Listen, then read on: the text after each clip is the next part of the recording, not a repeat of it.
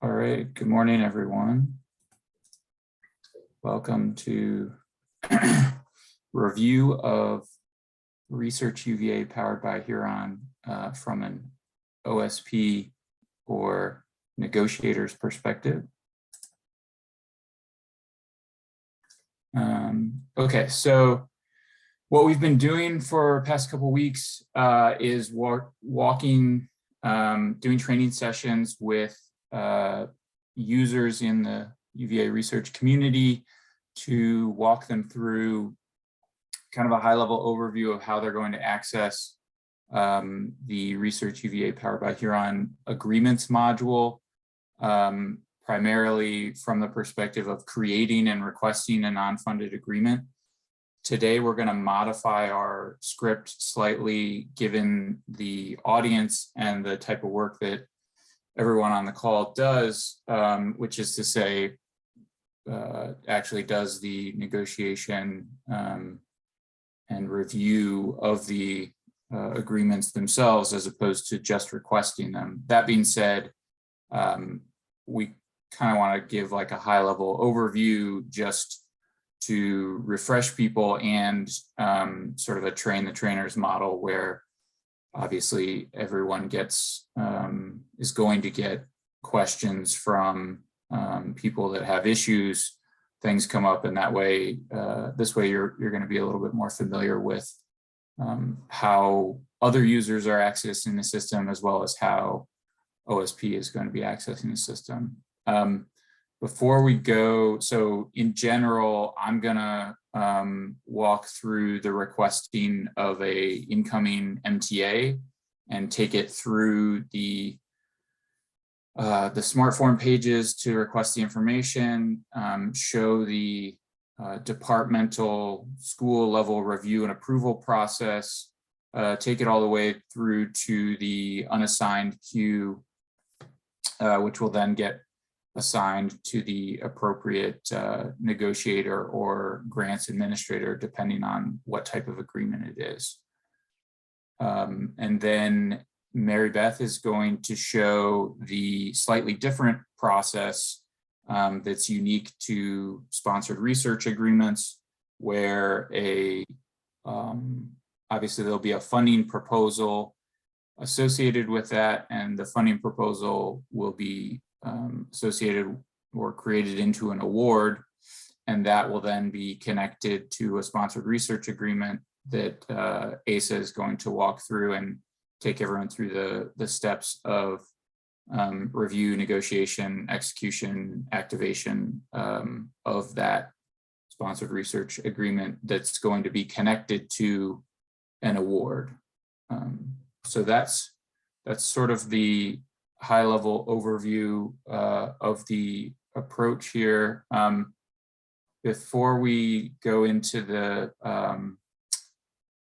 system itself, I want to highlight just quickly some of the resources that you can point people towards as you're getting questions from the field, from users. The primary location for information is going to be the VPR ResearchUVA powered by Huron website. This is continually updated with new content, new research, reference guides, job aids, recordings of sessions, any of the email traffic that goes out, broadcast to the research community, those get posted here, FAQ section. So if you're getting sort of like a general question that you're not exactly sure on, but think there might be further information here, this might be a good place to start. Other things to point people towards, obviously we have these instructor-led training sessions. That's if people are just looking for more general, I'm not super comfortable with the system yet, looking to gain some familiarity. We've done a ton of specific sessions relative to requesting agreements in the agreements module, submitting proposals, system to system proposals, the award modification process, So all of that, all of those videos live on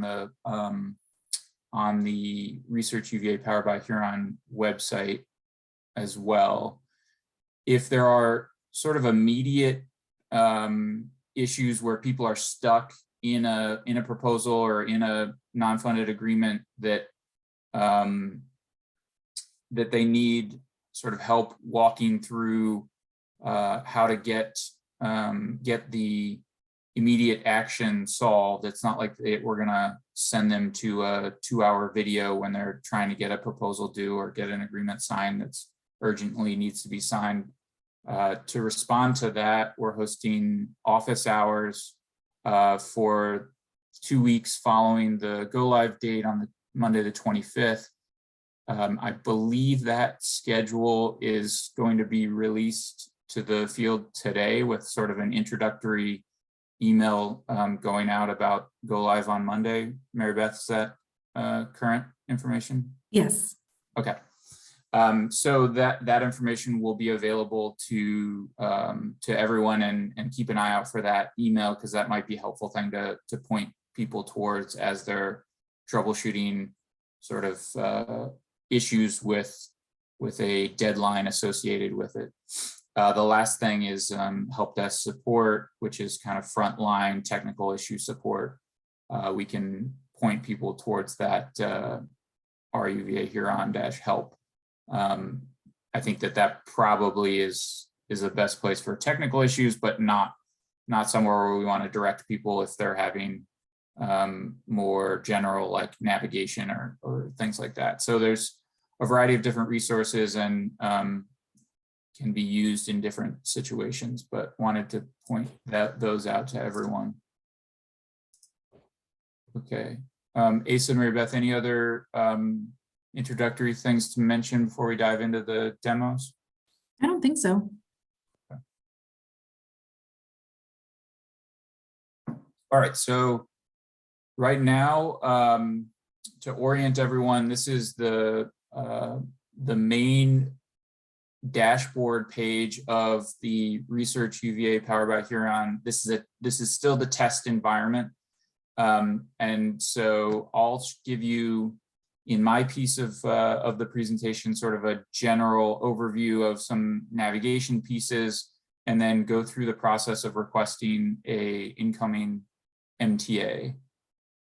To recap, I know most of the folks on the call have seen this before, but you have the 3 different modules that are, well, not, there's sort of 2 modules, and then the dashboard is kind of like the initial splash page where you can access the things that you may need to do on a given day. So the dashboard, like I said, is sort of the first place you're likely going to access the system, and you have your inbox of things that are currently assigned to you, similar to your queue in Legacy ResearchUVA. There are a few helpful things where you can, for example, you have your recently viewed actions. You can pin actions if you know you're going to use them frequently. And you have filter searching to be able to navigate through your queue. The searching capability on the dashboard part, I will say, is not as like robust as in the agreements. The presumption from a design perspective there is presumably that you have a manageable queue, which, as we know, is not always the case. And so what I would say, for depending on how many actions you have in your queue, if you're trying to sort, doing date modified, if you're trying to do a sort of a first in, first out, you can sort, or excuse me, you can filter based on these categories, but otherwise you're sort of looking at just like scrolling through the items. I didn't mention earlier, but if people have questions, feel free to jump in.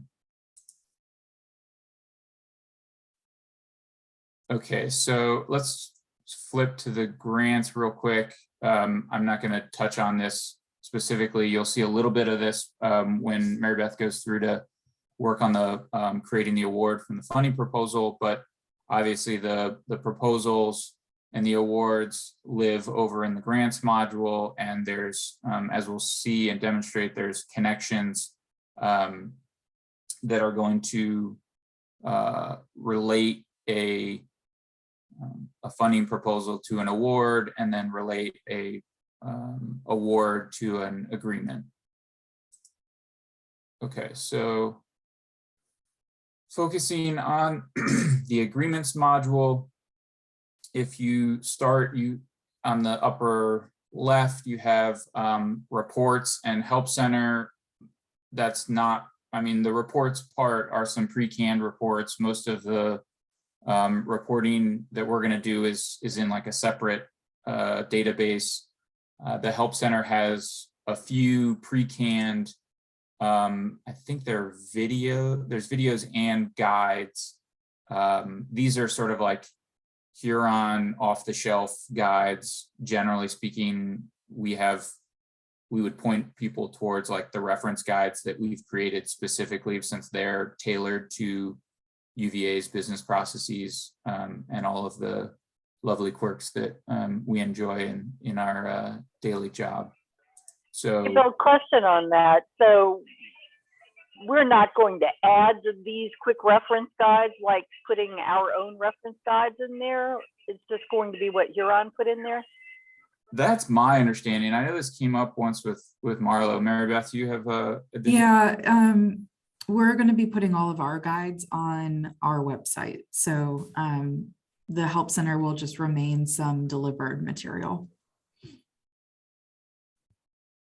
So yeah, that was my understanding, was basically these are the kind of pre-canned guides. I mean, it'll give you a general sense, and I know I've looked at them before. I think it, like I said, it just won't give you all of the specific nuances and the incorporation of the business process like you will on our guides.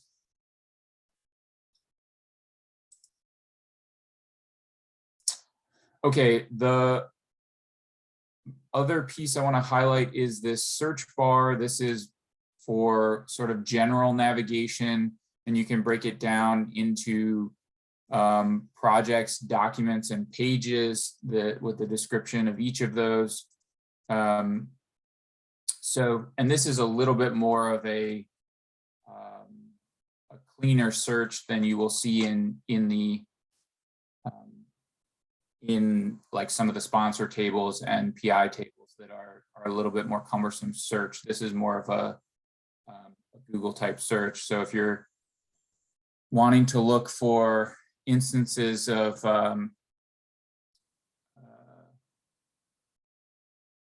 Teenage Mutant Ninja Turtle references, for example, that may pop up in any of your MTA examples, you can do a search for that, and it'll pull in any of the documents that are going to reference that term, which I know, that can be like a useful way to kind of do a general search if you're looking for specific references or terms, terms of art, that sort of thing.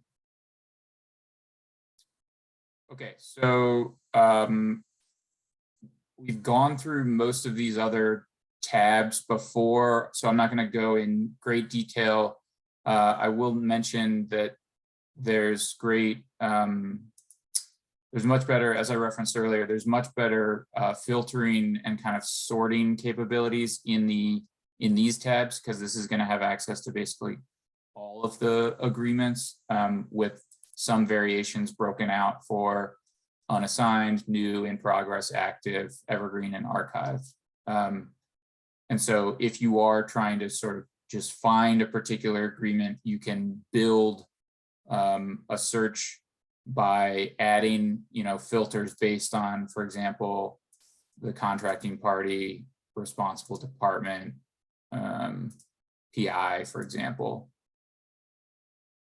And so you can drill in relatively quickly to find something based on that search criteria. And then obviously, if you are looking for things, you can sort any of these columns based on alphabetized order.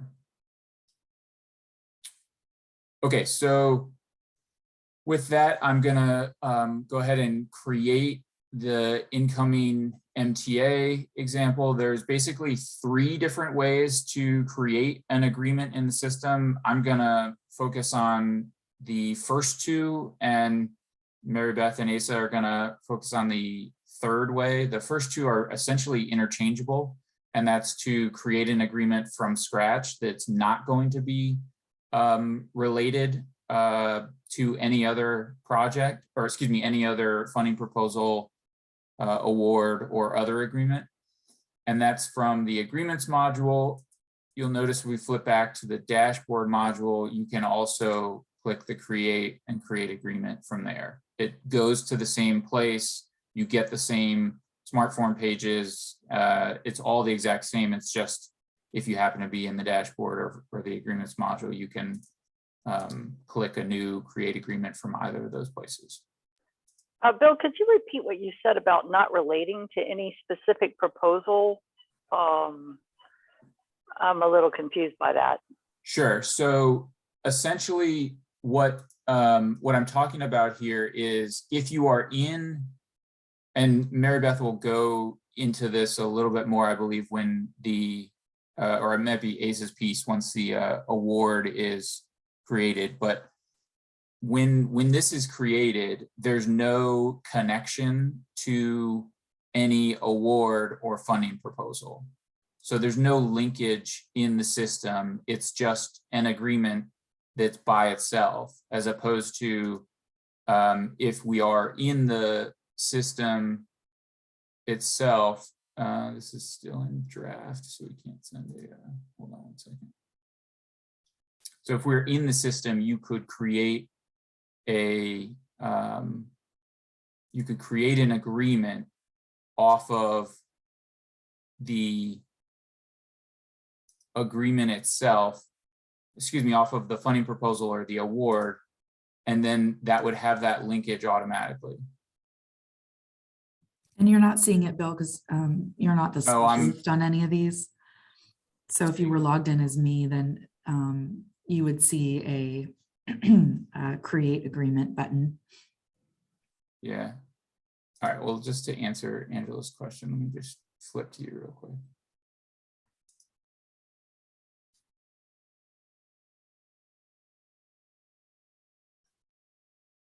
And Mary Beth, remind me, the ad agreement is going to be available in what states? It should be available. So this one's active. Let's pull that one up. Yeah, try that one. Yep, there you go. So Angela, this was the 3rd way that I was talking about to create an agreement. And what I meant by there's no relationships. So if you create this, it's automatically going to tie. I'm not going to go through it because that's a separate part of the project, but separate part of the presentation. But if you create that that agreement, it's going to automatically relate it here, and there's that link from the agreement to the award. But what I'm saying in the agreements module itself, when you are creating the agreement like from scratch, if you will, there's no linkage. It's just the agreement by itself. Under what circumstances would you do that?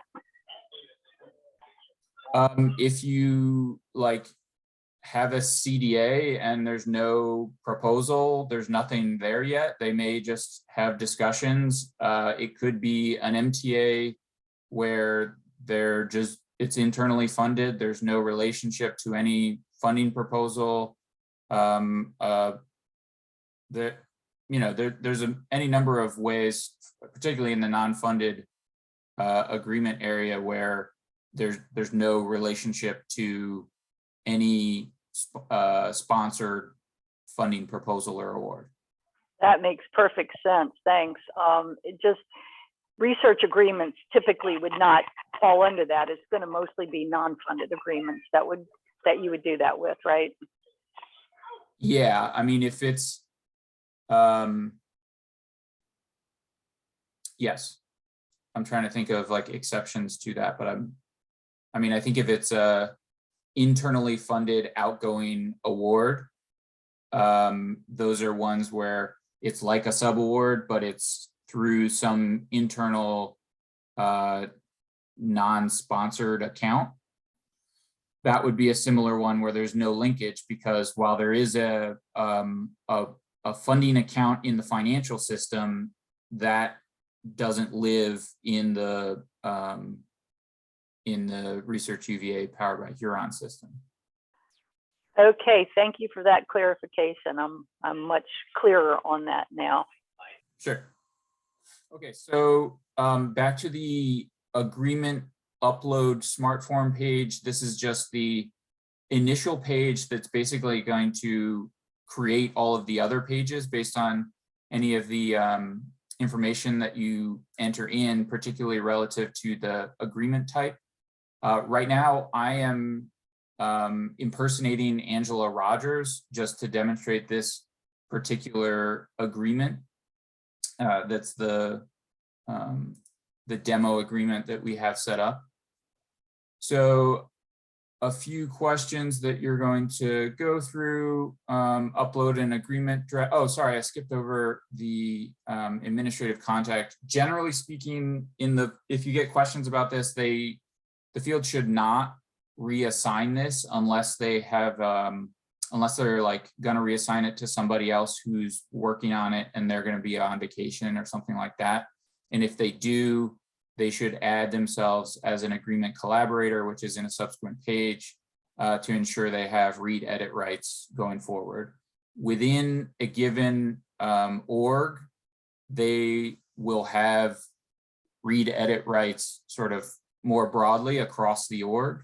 But to avoid that and to ensure that they continue to get any of the notifications associated with it, what we've been telling people is to add themselves as an agreement collaborator in the subsequent page, which I'll show you momentarily. Agreement upload draft, obviously if they have a draft or if it's going to be generated internally, we're just going to select generated internally.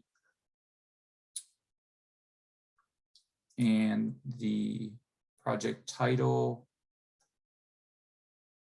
is going to be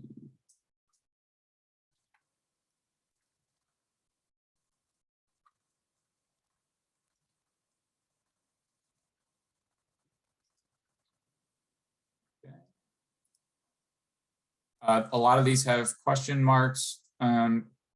Those are help text that you can get a pop-up if there's additional information that we're trying to provide. Okay, so the agreement type selection, this is like probably the most critical piece in the in this page, because like I said, this is going to drive all of those subsequent pages. Based on the system architecture of Huron, we're not, so it's a slightly different entry point into the system than what we had in the legacy ENFA system, where the agreement type is essentially selected here.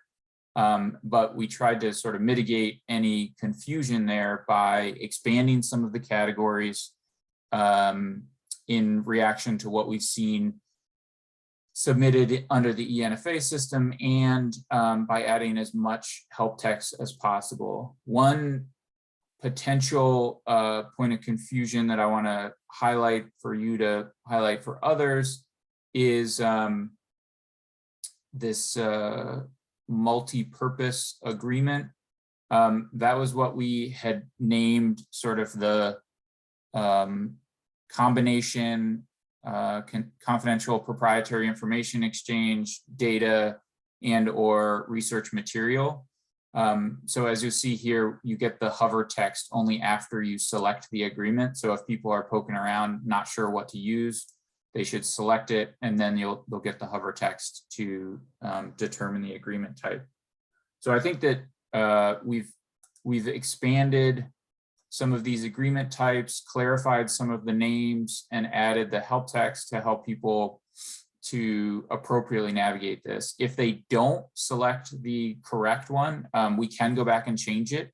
It will wipe out the identifier that gets created for the original agreement. So say I select MTA here, and then subsequently it's determined that it's not an MTA. That MTA number that's going to get generated once I go past this next page will get changed, because the identifiers, as you'll see, are specific to the agreement type.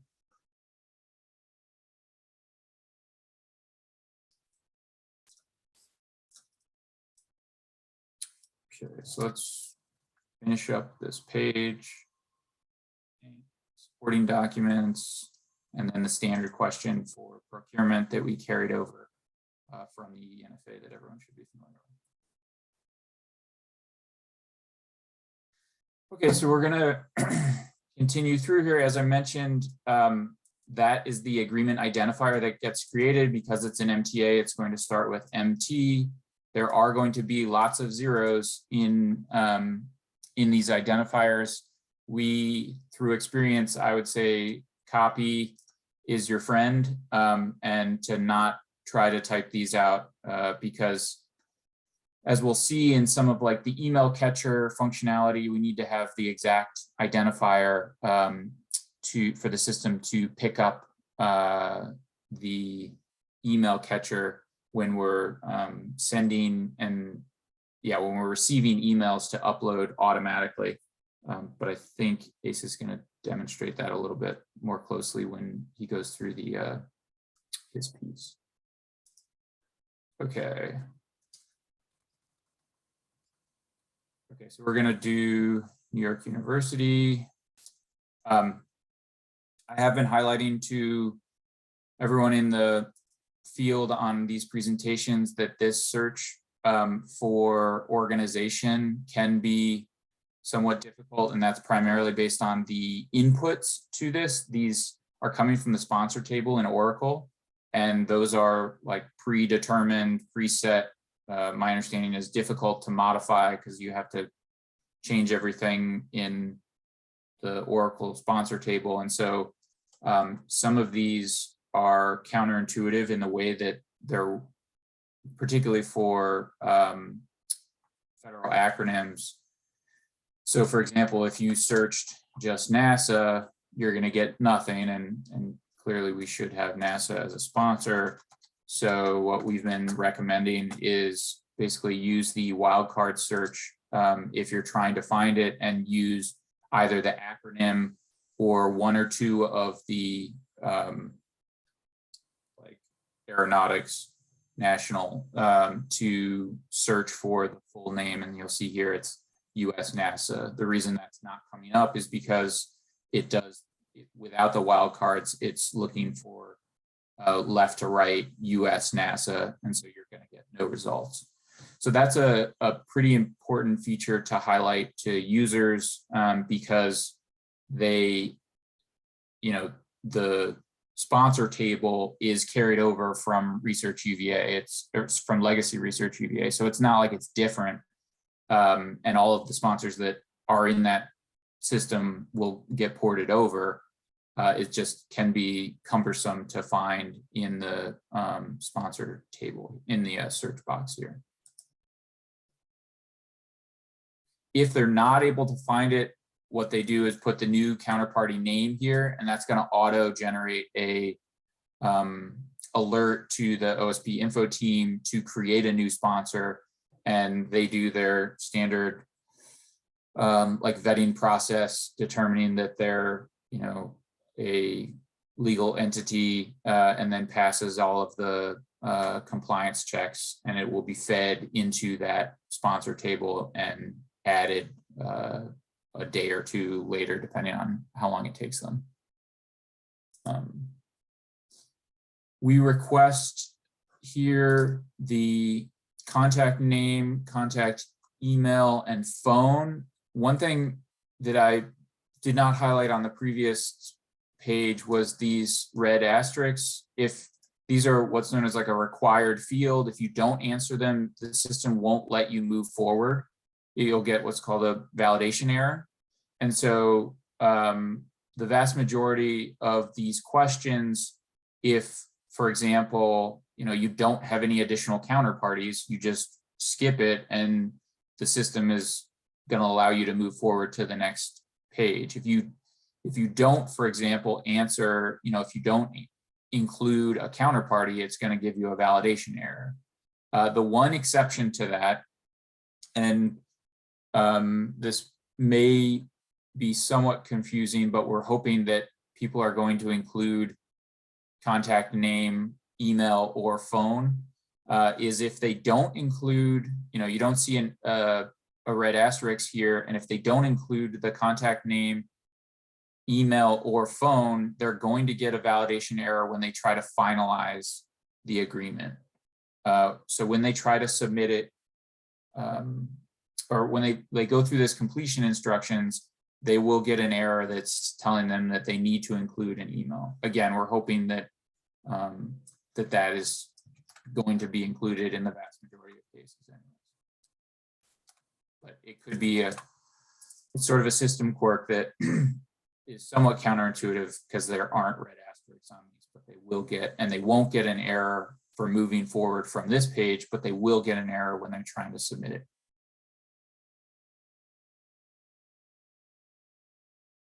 Okay. This is the agreement collaborators field that I referenced earlier, where if you need to give anyone read or edit access, that this is where you would do that.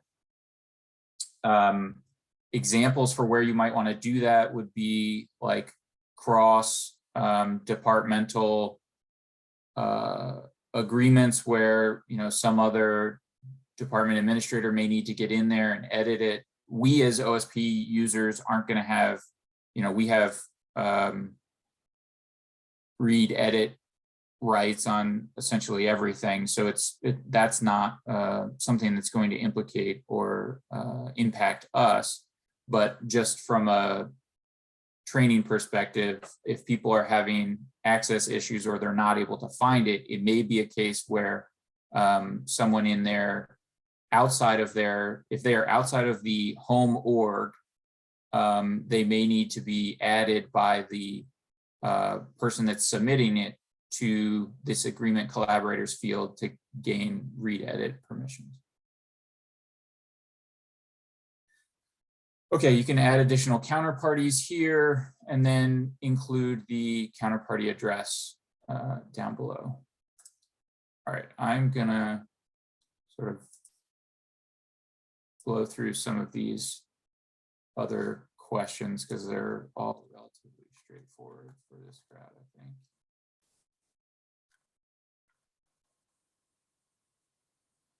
Anticipating any students. This is a carryover from the ENFA. We're going to stay. Bill, I have a question there. I know we talked a little about dates before, but having seen up front how having fake dates in there gets us in trouble with the info team when they're trying to do reporting and coming to me saying, look at all these expired agreements that are not expired. Is there some way that we can go back and edit these dates later after we actually know what the dates are? Yeah, so I mean in these dates, you'll see there's no red asterisks here, so you don't even have to enter anything in. And so the only place where you have to enter in a date is once the post execution activation field, which you'll see with ASA. That's really for example, where you have effective upon last signature, keyed, a date, end date keyed off of signature, any of those things that are only going to become apparent once you sign, that can all be addressed at the activation stage. So there's really no, you don't even have to put this in. And from a negotiator's perspective, it has some value if all of this lines up based on what's in the agreement template. But as everybody knows, there's plenty of times where what we see here, what we see in the agreement are different. We need to clarify, the negotiation takes so long, we have to adjust, all of those different situations. The system sort of accounts for that at this stage, and it's not like a required field. Okay, thanks. Yeah. Okay, so moving through there. If you want to add any other UVA faculty research staff, you can update that here. It has the sort of standard list of different project roles. We are going to say no. Standard regulatory questions that are not word for word, but pretty closely ported over from what's in the ENFA. We expanded upon a couple of the sort of international activities to make them a little bit comport a little bit closer with Kelly Hochsteller's expectations, but there aren't significant changes here in terms of what's being asked, just a little bit more detail broken out where, you know, it's not applicable in 99% of the situations, but when it is, we need some specificity as to, you know, whether it's CDI versus ITAR, that sort of thing. Okay, we're going to select no. Terms and conditions for the submitter from the department administrator, study staff, PI standpoint, this is to be ignored completely. This is only completed by OSP. From our perspective, this is where we're going to track any of the terms and conditions that we accept in the agreement are going to be noted here. So when this gets submitted, this just gets basically ignored. And once as part of the agreement signature process, as the agreement is finalized, the negotiator or grants administrator will need to go back, look at the terms and conditions list relative to, you know, our checklist and as well as a reference guide that is being polished up as we speak, that will sort of include a breakdown of like how to interpret, you know, data subject to FERPA or GDPR, and when to check these boxes. So this will be really great from a reporting standpoint, and is just a little bit of extra work in the agreement submission process, or agreement activation process, I should say. So from a filling out the SMART form, we can just ignore this. IP questions that were asked on the, this was sort of like a evolution of the ENFA, where we looked at the EPRF and the ENFA and found, you know, some situations where we weren't asking some of these questions on the ENFA, but they're broadly applicable no matter what the situation it was. So we wanted to ask them here as well.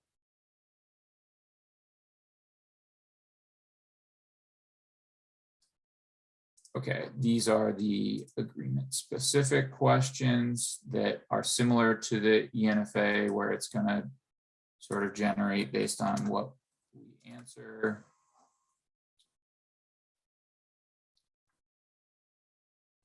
I'm just going to blow through most of these because this is pretty closely basically just the questions that are asked on the current form. If you have questions, feel free to stop me, but you know, from my perspective, most of this should be pretty much the same. Like there's a few pieces where we tweaked things a little bit, but not dramatically different. Like here, for example, we got input from Kelly about adding hazardous biological agents and select agents that are only specific under certain circumstances, and you'll see there's a help text with some additional information about where that list lives, or where that list is coming from.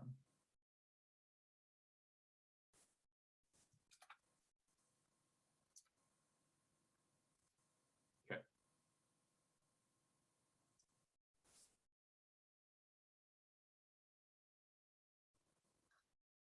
So standard IRB questions that we ported over, and we also were working to the extent possible, harmonize between the funding proposal and the agreements so that people aren't seeing dramatically different questions.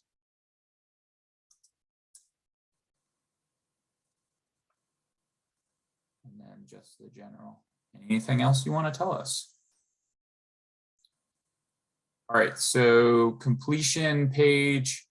This is basically the are you ready to submit to OSP, but are you ready to finalize the what you have in the smart form pages. What I did here in the upper left was click the validate button, and what you see here is you get all the green check marks. If, for example, I hadn't gone through and completed all of the required questions, for example, I would get a validation error. But I've already answered all of them, so let's skip that for now. But yeah, you would get a red X, and then you could navigate right to that page, and it will show you what question you're missing and go right to it and correct it. So I'm going to click finish. What you'll see here is the kind of main page, and the current state is still in pre-submission. From a departmental perspective, pre-submission means it's still with the department or the school. It's not yet been submitted to OSP. Once it crosses this threshold, it is submitted and put in the unassigned queue to be submitted, to be assigned to the appropriate negotiator, grants administrator. So the last piece I'm gonna demonstrate here is the review and approval process. One thing to highlight, and something that we got questions about, was basically like, I'm submitting this on behalf of my PI. How do I get my PI to include this information or update this information? As you know, I'm not sure whether it's select agents.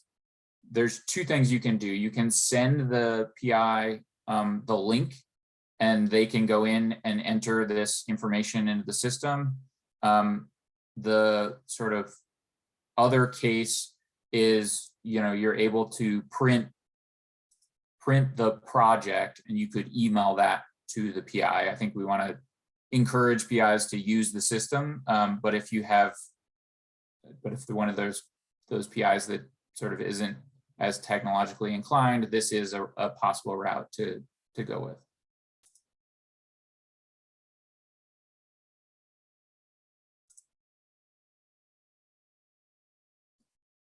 Okay, so in the ENFA system, there was the approval process that was sort of built into the system. The agreements module has a little bit more of a flexible approach to the submission process. And so to reflect the business process within the schools, what we've done is sort of point out some of the tools that are available and allow the schools to adopt or adapt those tools to their specific business processes. So across different schools and units, they may have different levels of review and approval, whether that's PI and Dean's Office representative, or PI department chair, Dean's Office representative, and any variations between those. So to accommodate that, what we've done is we're going to use the manage ancillary reviews activity to generate the ancillary reviews that will go to both, in this case, the PI, and we have a lot of different review types that obviously for us in OSP will be useful from a negotiation standpoint, but from a standpoint of submitting and getting the approval, we're going to go with PI certification. Is a response required? Yes. One thing, if you're, I've been highlighting this to everyone, you absolutely want to make sure you're selecting yes here. So based on the way that the system works, if you select no on this, it will not generate an ancillary review until it goes into the unassigned queue. That obviously sets up sort of a catch-22, because if you have PIs that need to be notified that they need to certify and the notification is not going to go through until it goes to the unassigned, then you've got a problem. So we've been telling everybody to make sure that they're always selecting send notification now when they're going through and generating these ancillary reviews for review and approval of the agreement smart forms.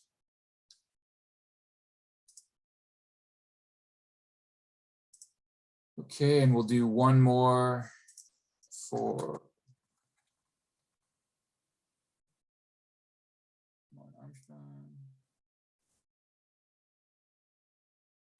department school review, response required, send notification now. All right, so once those get submitted, they get a new information on their page that shows that there's ancillary reviews that are pending.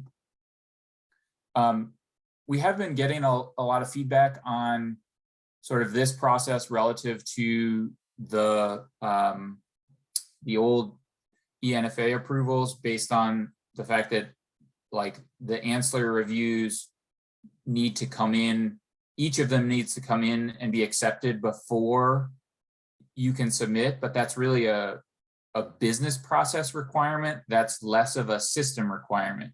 So from an OSP perspective, something that we need to build into our business process is we need to be checking at first glance when we are getting, and this is hopefully something we can incorporate into the assignment process, that the ancillary reviews have been approved, because you could submit this, like there's nothing preventing me as Angela Rogers from submitting this in the system, even though these ancillary reviews have not yet been accepted.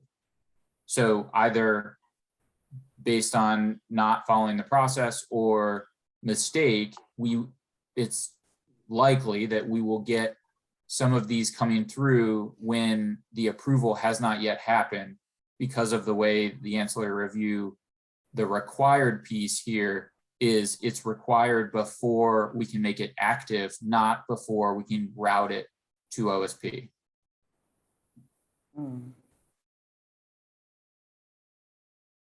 So that's a key difference, and something that we'll need to be on the lookout for.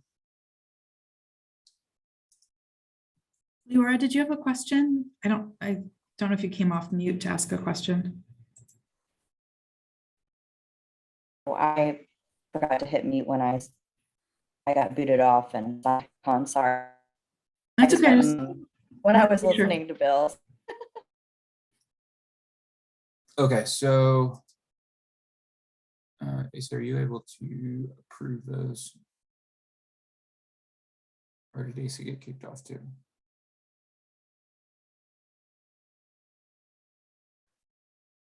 Okay, so I'm gonna just, for the purposes of this, just submit it.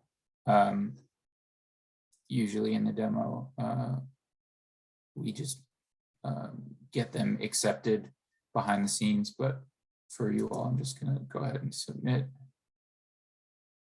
There's like a final attestation. Click OK. You'll see it move here from pre-submission to unassigned. And now we have MTA 46. If you look in the agreements, look in the unassigned, MTA 46 is currently unassigned. And this is where my team would pick it up. Eric is going to be manning the unassigned queue primarily. And so he would kind of come in and grab it and assign it based on our portfolios. So yeah, from there, it's going to I'm just switching back to myself here. Under agreements, unassigned, MTA 46, you can do the assign owner there direct from the page, or you can go over here on the activity, assign owner, and pick the lucky recipient of this agreement.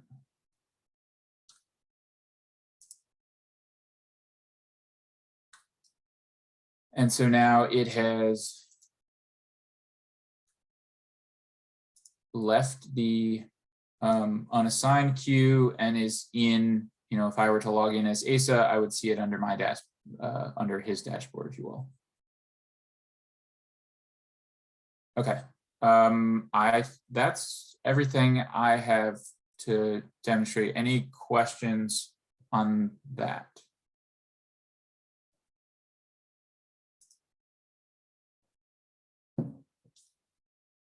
Okay, Mary Beth, are you ready for your piece? Yes, I am. Just a second. Any questions on Bill's piece before we transition to a new section? Okay.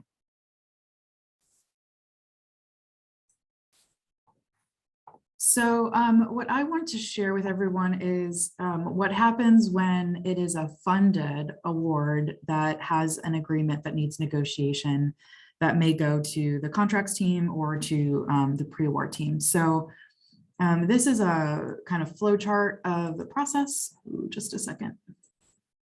I am not on my home computer, so I'm not used to all the screens. Let's do it over here.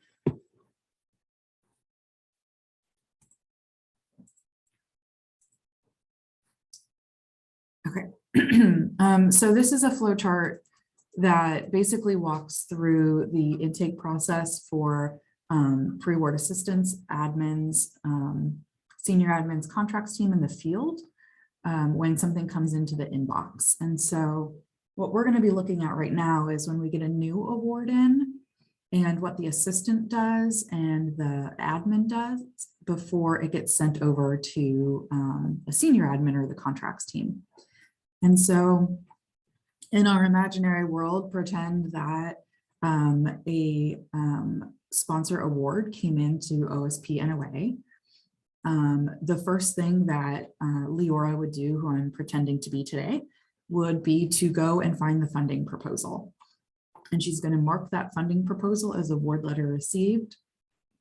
And then she's going to build out the award before reassigning it to an admin. So let's look at that process. So I'm signed in as Leora. I'm on my dashboard.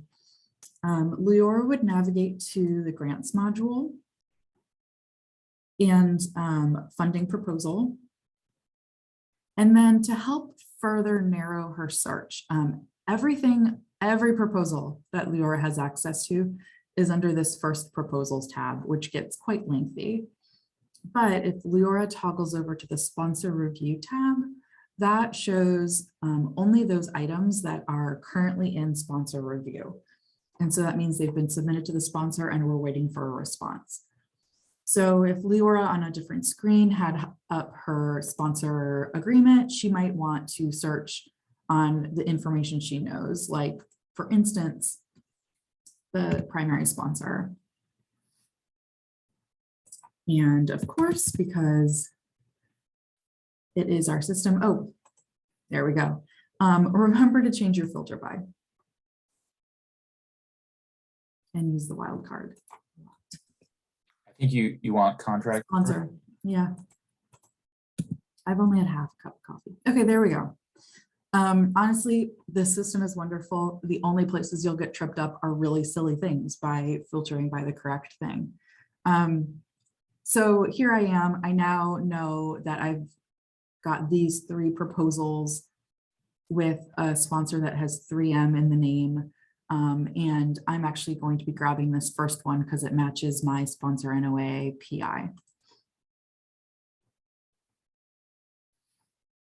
On this page, you can see it's pending sponsor review. I'm in the funding proposal, which is on the far right. and I've received the award letter. So Leora is going to click award letter received, type in, if she knows it, the sponsor ID, the date of the sponsor decision, any comments, and then add the sponsor award document. You can also drag and drop here or click the add button. And so, let's see.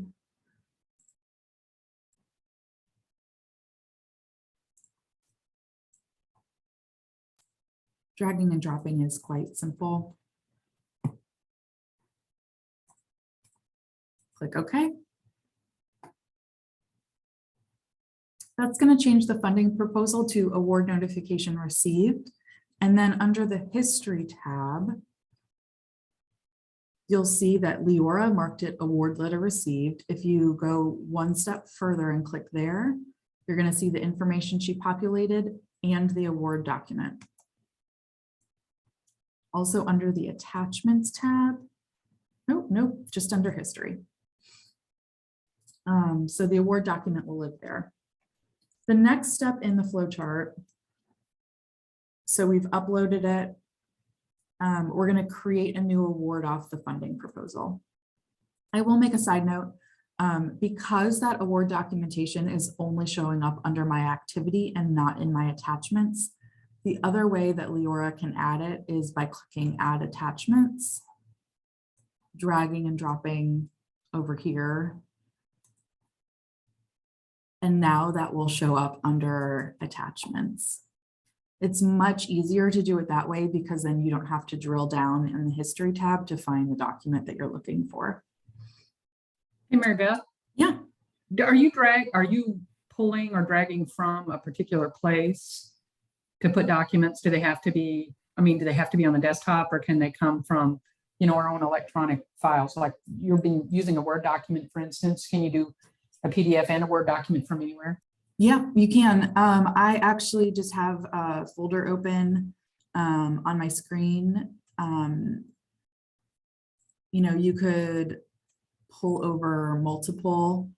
Well, I'm not in the add attachment. Laura, I don't know if you're asking if you can drag it from an email or from like a cloud. Oh, yes. But yes. From a desktop folder. You can drag from an email. You can also, so what I've done before is I've had something, and you'll see me do this later. I've downloaded something from the web, just to my downloads, and you know how it pops up down here. You can drag and drop directly from there as well. The one thing I will say about email is that if you're using Outlook, Outlook emails save as .msg message files. You would have to use the Windows provided email box to save an email as an EML file. Those are the only ones that upload to Huron. Message files do not. And so one of the really nice things that we've had in Legacy System is the ability to open up an email attachment and then reply directly and be able to access the email directly. So I would strongly suggest using the Windows version of email, or if someone's super tech savvy and can figure out a way we can get Outlook to save as something other than .message. I've tried many ways. But yeah, there's multiple ways to upload. Any other questions about that?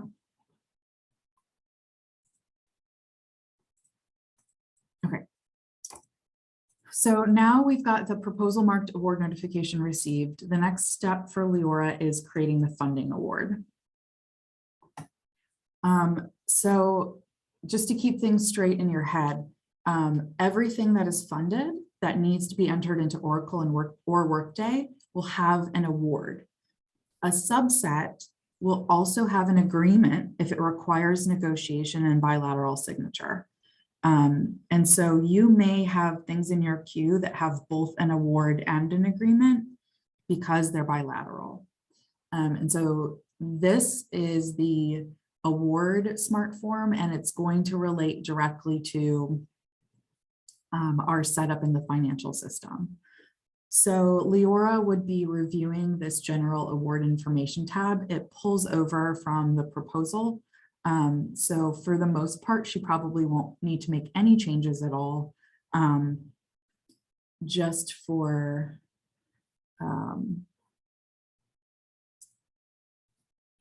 our sake, we're asking the field to put the MD path, so school and department at the beginning, and then alternate option is the PI last name for the short title. There's the long title, it pulls in the PI, it's an award, it's a contract, there's the sponsor. This needs to be compared to the sponsor agreement because, as we know, sometimes we receive an agreement and the sponsor name is slightly different from proposal time. So it needs to be updated before we create it in Oracle or Workday. There's additional fields to fill out if it's federal. It pulls in the responsible department and the admin contact from the proposal. Leora could provide the receipt date, start and end date pull in. Here's that award document. If there are other documents that came in, they could be attached as well. And then edit and read-only rights, we won't be filling out at this time. The field, if they need to add anyone, can let us know. At this point, Leora hits continue.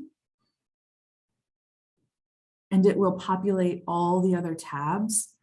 And Leora's piece is done. So she's going to exit out of the smart form. She's going to look at who the responsible department is. In this case, it's pathology. It is an, it's medicine pathology, and she's going to assign it to a admin on my team to finish setting up the award and take the next steps.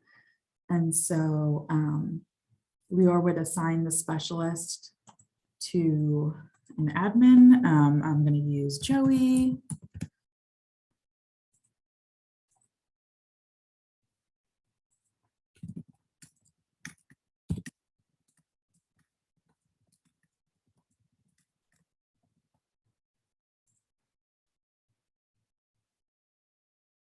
And Joey's going to get an email saying it was reassigned to him. On the flow chart, if we're following the flow chart, it's now assigned to Joey. Joey's going to complete the remaining award fields and determine if negotiation is needed. If it is needed, he's going to create an agreement. So let me now switch over to Joey.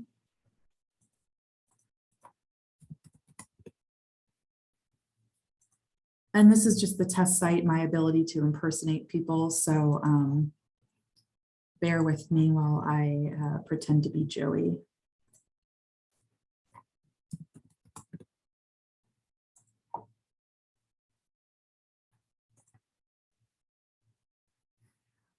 It will show up on Joey's dashboard. So that's really helpful. So he can just click directly into it. He would go into the award. And to the best of his ability, he's going to fill out the remaining pages of the award. So this links to the funding proposal. The financial setup page is the grant or project. And so this gets kind of into the weeds.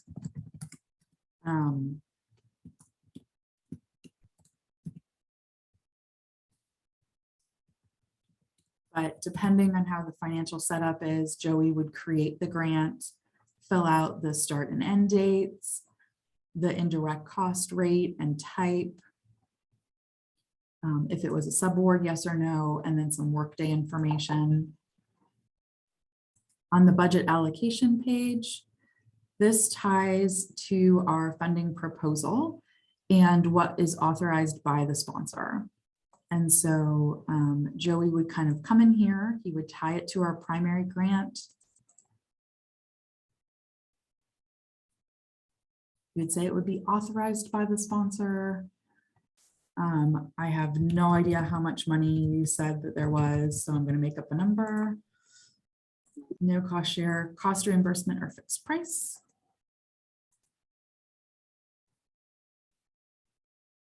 You can see it changes. So we're saying period 1 has been authorized by the sponsor for that much money.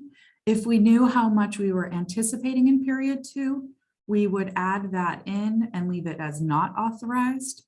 And then if this was a at-risk preliminary account, this would read advance account.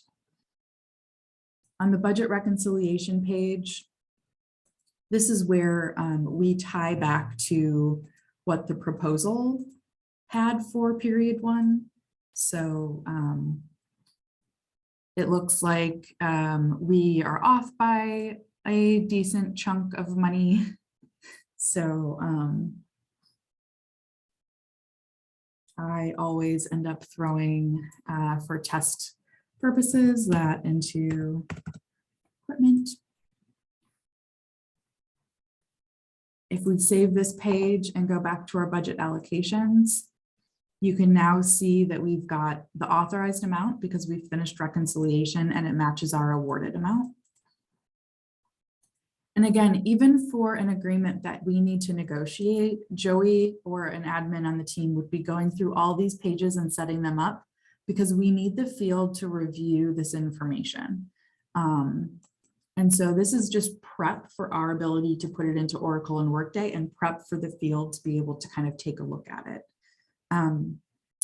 Terms and conditions could be completed at this stage, or we could wait until we're finished negotiating the agreement. Deliverables gets completed by the field. Compliance review pulls over from the proposal. So this would need to be reviewed by the field and any changes made if there's something different at award stage. At this point, Joey would save and exit the award. And he's determined that negotiation is needed. And so he's going to click the create agreement and choose a sponsored research agreement. This is going to link the agreement directly to this award under the related projects. So you can see this agreement that I just created shows up under related projects. At this point, if we're watching the flow chart, Joey determined there was an agreement, he created it, or he now needs to create the agreement and submit it to the unassigned queue. So Joey's going to go into this agreement. Opening things in new tabs will be your friend in this world because it's much easier to negotiate around if you've got multiple tabs open. So now I'm on the agreement page. It looks exactly like the non-funded one. Joey's going to click edit agreement. All of this pulls over from the award. Remember how I said you could download and drag? So Joey has the award document already downloaded. It's just going to drag it. That none turns a blue color to let you know that you've put it in the right spot. And now our draft agreement is uploaded. Sponsored research agreement. You could add a description, any supporting documents. No to that question. And then the sponsored research agreement has very few fields. And so there's not a lot for Joey to fill out. On this general information page, the counterparty or subrecipient is going to be the same as our sponsor. And so Joey can pop back to the award. And in this metadata section, he can quickly remember who the sponsor is. It's 3M Company.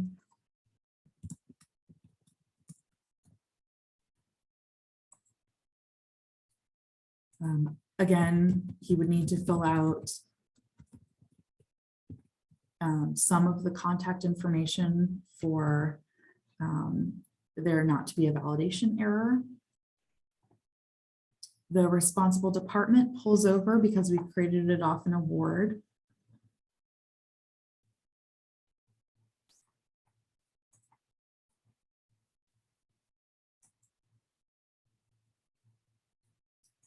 He can grab the start and end dates from the agreement, so 5/2 to 5/1.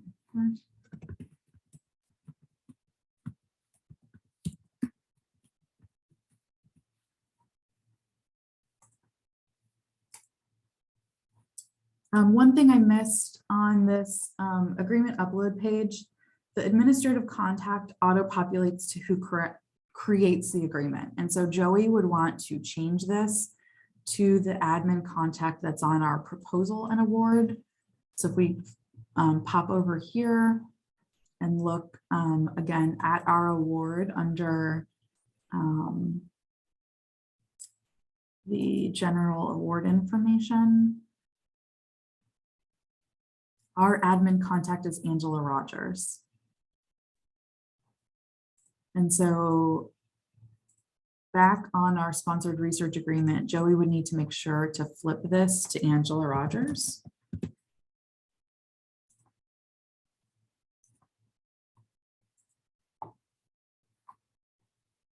And now Joey's part of this is done. He's completed the agreement. He has started the draft of the award. He now needs to submit to the unassigned queue.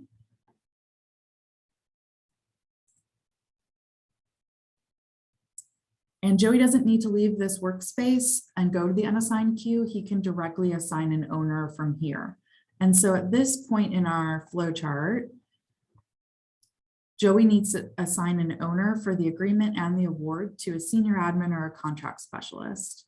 And so looking at this agreement, we've got a industry sponsor and it's for pathology. And so I know based on my flow chart that I have up somewhere or my list of portfolios that I need to assign it to ASA. So I will assign the agreement to ASA. It puts it in review with ASA as the owner.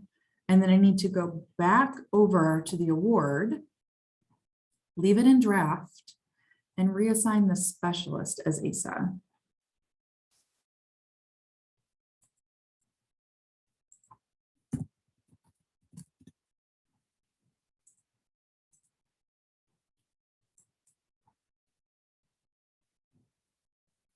So ASA will show you both of these are now going to be in his queue.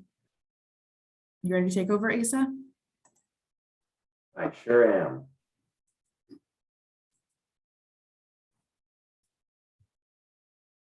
I have a question. Sure. You had Joey doing that budget reconciliation because the proposal budget didn't match the award budget, but Yeah. that wouldn't be really the case, would it? It depends. So if there was like a just-in-time process or we knew kind of how it would play out, Joey could do it then. The other option, and let me actually quickly share my screen one more time. You know, we get some agreements in where we know very little about how the finances are going to play out. And so if Joey's reviewing that agreement and there's not a lot of information, he can leave this financial setup and budget allocation completely blank. And then when ASA's working on the agreement, he could work with the department to receive an updated budget, finalize the dollar amounts, and then we could go back in later and do that information. So if we, it's no longer assigned to Joey, so I can't do it here, but that is also an option. So I think it's going to be, we need to test this out and see kind of how it works best for our process, what's the most efficient path. For these negotiated agreements, the most efficient path may be that we leave most of the award blank until after the negotiation is done. So it just really depends on the particular agreement and what we know at the time of receipt. Okay, that does make sense to me. So if it was like really obvious what needed to be done, he would do it. But most of the time that's not really the case, right? So yeah, or I mean, sometimes it's like one of Judy's where she receives a proposal that's after the fact with the agreement already attached and they've already got the budget all figured out. And, you know, it's really just kind of boom, boom, boom, get it signed, we're done. And so at that case, it might be more efficient to fill it all out in advance, so there's less to do at the back end. Okay, thanks. Yeah, that helps. Mhm. Yeah, we have a lot of flexibility there, which is a benefit. All right, I'm gonna take over and walk us through the negotiation process. So you should all be seeing my dashboard now. I have it organized as the date modified. So the most recent is at the top. And as you can see, the top two items on my list are our new agreement that needs negotiation and the agreement and the award that's associated with it. You'll notice as Bill and Mary Beth described, each action or each, I guess, record in this system has its own ID. Awards all begin with the prefix UVA, and then depending on the type of agreement, it will start with a different prefix. So rather than RFA or research funding agreement, they're sponsor research agreements, SRA. So I can go ahead and click on that one and begin my review and negotiation. So the first thing that I want to point out is this orange status box up here in the top left corner. This shows the kind of general state that the agreement is in. As long as it is with me, it is going to be considered internal review. That might change depending on whether it's with the sponsor, with another office, and so forth. So I'll get into that and show all the different ways that it can change. You will see some of the basic demographic information up here. So you can see the primary contact from an administrative perspective is Angela Rogers. She's the one who submitted it. Or who submitted, in this case, the funding proposal and then was selected as the contact for the agreement. I can see who the main PI is. I can see the owner, which is me, the date the record was created, the date that it was actually sent to the unassigned queue, and then the last time that any changes were made. Once it gets executed, we'll be able to see the effective date as well as the expiration date. Over here in this middle column, you can see the agreement ID. You can see that you're actually looking at an agreement as opposed to a funding proposal or award, and then the short title of the agreement. This field right here is the most recent version of the agreement itself. We'll get back to that with some of the navigation.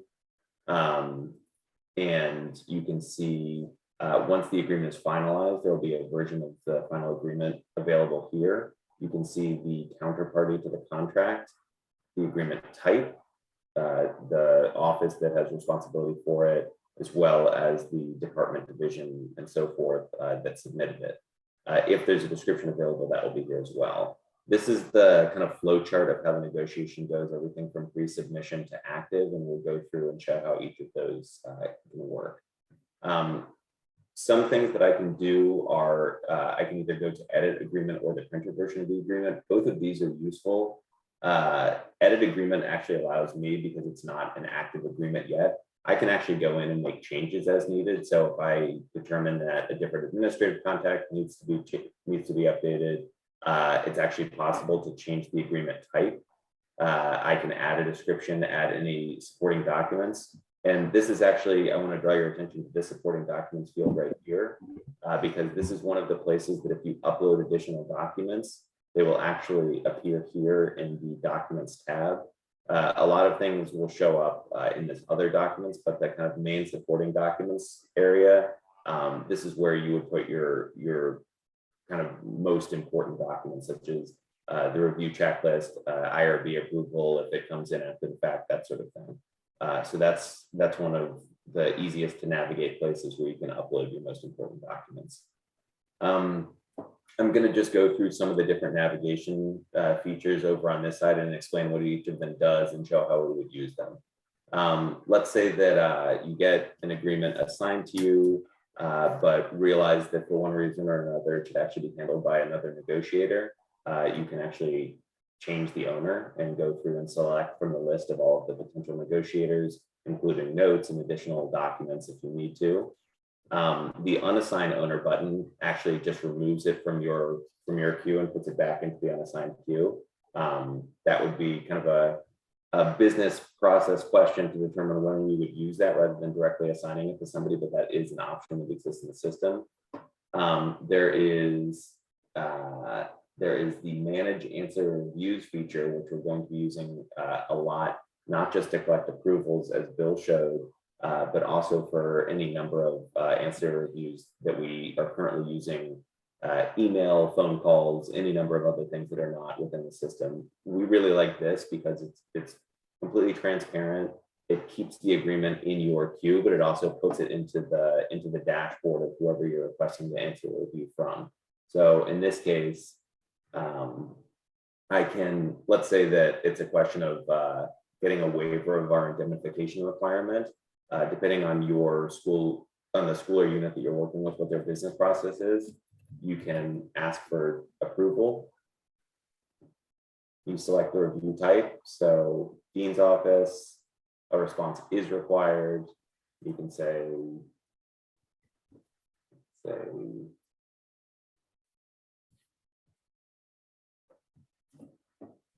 you can add any Windows not showing. Oh, this isn't showing? Okay. That's odd.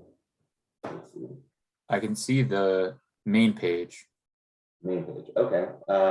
Thank you for letting me know. Can you see it now? No. There you go. Okay. All right. Still learning Zoom after all these months. So this is where you can create an answer review. You can ask for the correct person to approve it. There's some offices that are set up as kind of a Huron or ResearchUVA powered by Huron listserv, but in most cases, you're going to be asking an individual person to provide the answer review. So in this case, it's a School of Medicine contract, and I'm asking for a waiver of our indemnification requirement. So I send this to Steve Lichtenstein, explain what I need, place any supporting documents, and then click OK. So this will send him, once the agreement or once the system is live, this will send him an email with a link to where he needs to go to approve it. It will also switch over to him while I still have the ability to do so. So the first thing you'll notice is that right here in the middle, it shows answer reviews. There's a review type, Dean's office, from Steve. It's required, but it has not been accepted yet. So if I switch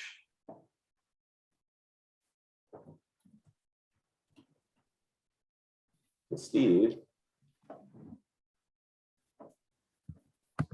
and I go to his dashboard, this will be the top item in there. So I can click on it, see that there's an answer review waiting for me to do, and then submit the answer review. That's me. Yes, I accept.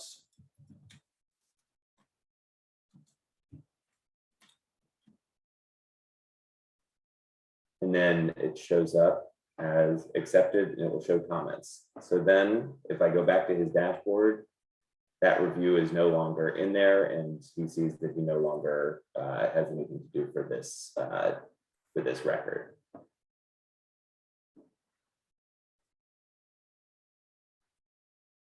So getting back here, I can go back to answer reviews, see that I requested the Dean's office approval for indemnification, see that it was accepted, and I can see his comments. He also had the option of rejecting the answer review and explaining why, and then we can kind of go back and forth that way. The nice thing about it is that it all occurs within the system, so it's completely transparent. I can go in the history tab and see that I requested the answer review, including the comments that I had. I'd be able to click on any documents that I had uploaded, and then I could also see his response, including any comments that he had. After answer reviews, the next feature is to manage access. This is nice that if you have either multiple orgs that are working on a project together, or for one reason or another, somebody's having trouble accessing the system, you can add access rights for anybody with access to the platform, which is anybody with a single sign-on. So rather than having to go through info team or people going through eSharp or anything like that, if they have a login, they can access this record if you grant them access.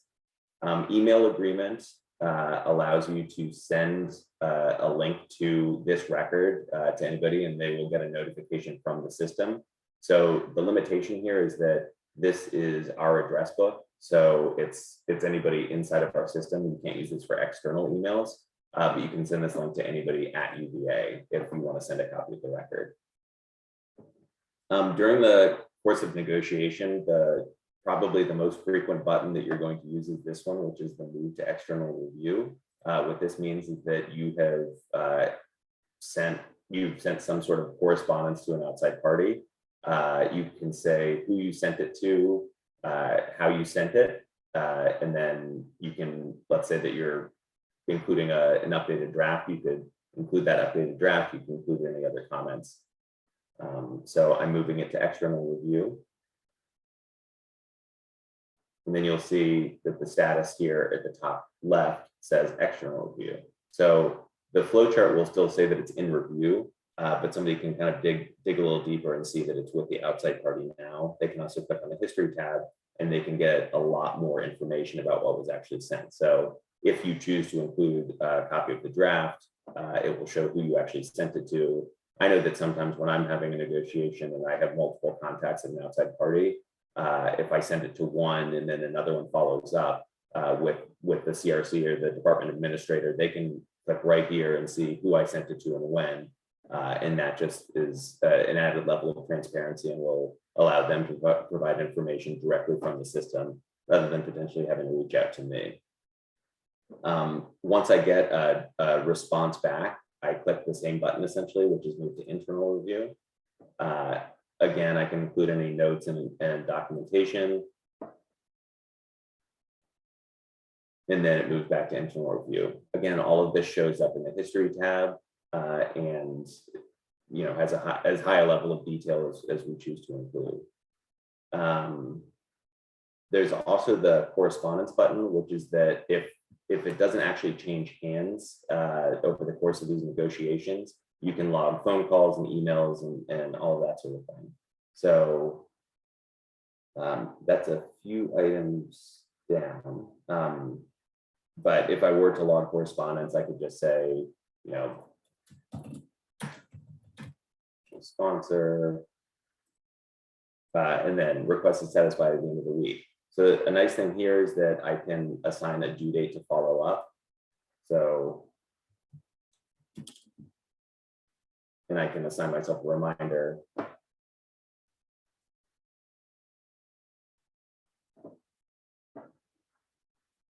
And then that will show up as correspondence to do because I set a due date.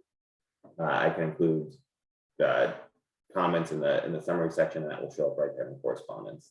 The log correspondence area is also where the email catcher will show up. We'll include an email address for the email catcher. I'm not going to show the actual functionality of it here just because it's basically you CC the email address and then it shows up as a line item in the correspondence tab.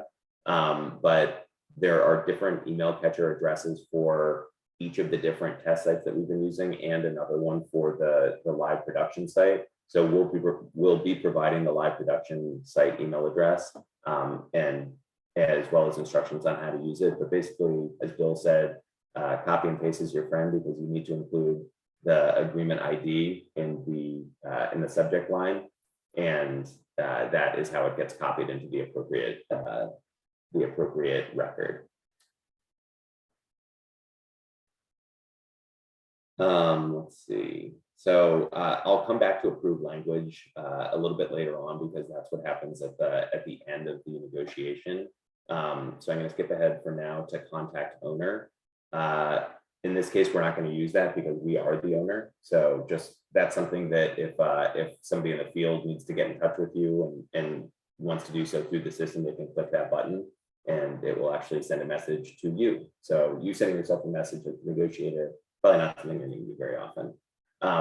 Alternatively, there's request clarification, in which case what you can do is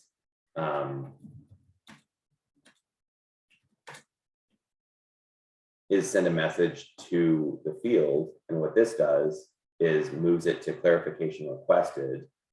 So it is no longer in your queue until you get a response back from them.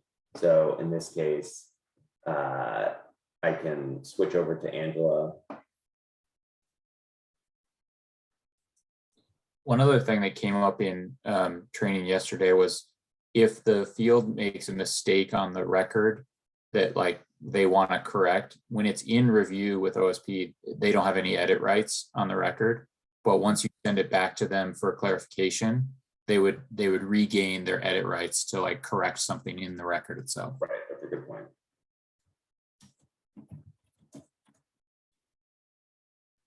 So Angela makes comments, no changes are actually needed to the record, and then it moves back to me.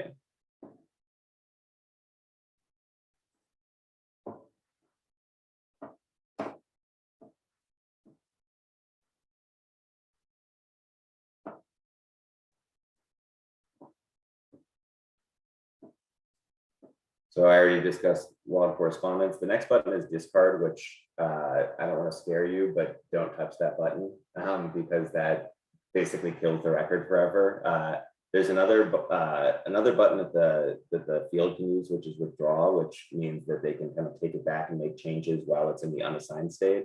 Once it's discarded, it's gone and you can't bring it back to life. So it will ask you to confirm. So you need to. It's not going to happen by accident, but just be very careful with that button. So these buttons are a little bit out of order in terms of how you would use them sequentially, but everything you need to do is in there. So rather than going to revise agreement right now, what I'm going to say is generate agreement. So whatever is uploaded in the draft agreement field appears here as agreement, but in this case, that's probably not the template that I want to be looking at. And that was just a sample. The specialist, if there is an agreement draft available, they will upload that draft. But the other thing that I can do is whether there's an agreement draft provided or not, I can click the generate agreement button. And what this does is either give me access to a pre-populated and pre-approved bank of UVA templates. And the nice thing about the templates that are already uploaded is that they are mapped to fill in information based on the agreement smart form. Alternatively, if I need to generate agreement from scratch, what I can do is upload a document that I have prepared. So in this case, I've already generated the agreement. So I'm going to go ahead and click OK. And then the agreement is now replaced by the one that I uploaded. So I'm just going to show this because it's actually very cool. So we have the UVA research funding agreement template. And it is, and some of the fields, not all of them, but some of the fields are mapped based on information that was provided in the smart form. So the sponsor, the project director, your performance, stuff like that. Of course, it's a Word document, so all of that stuff is subject to change, but it takes a little bit of the kind of busy work of filling in the blanks out of it. So when you generate an agreement from a template from the bank, that information is populated. So over the course of negotiations, you might continuously update the draft with different changes that you make. So that's when you would select the revise agreement button. So you'll be using move to internal, move to external review a fair amount. You'll also be using revise agreement because this serves a number of purposes. It helps with version control. It helps with transparency. And as I'll show you in a minute, you can actually compare versions within the system. So here I'm going to choose an updated version of the same document with some changes made.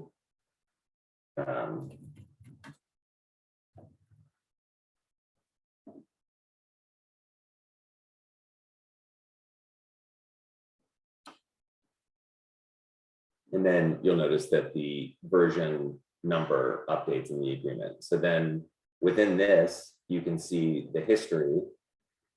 So there's the original version that was updated and the date and time that it was updated. the next version, which was merged from a template, and then the version that I just uploaded, which where I can describe changes that were made, or if I want to compare two Word versions, I can select them and then generate a black line of those two documents. So in this case, I think it was actually the same one, so I'm not sure if any changes would actually show up.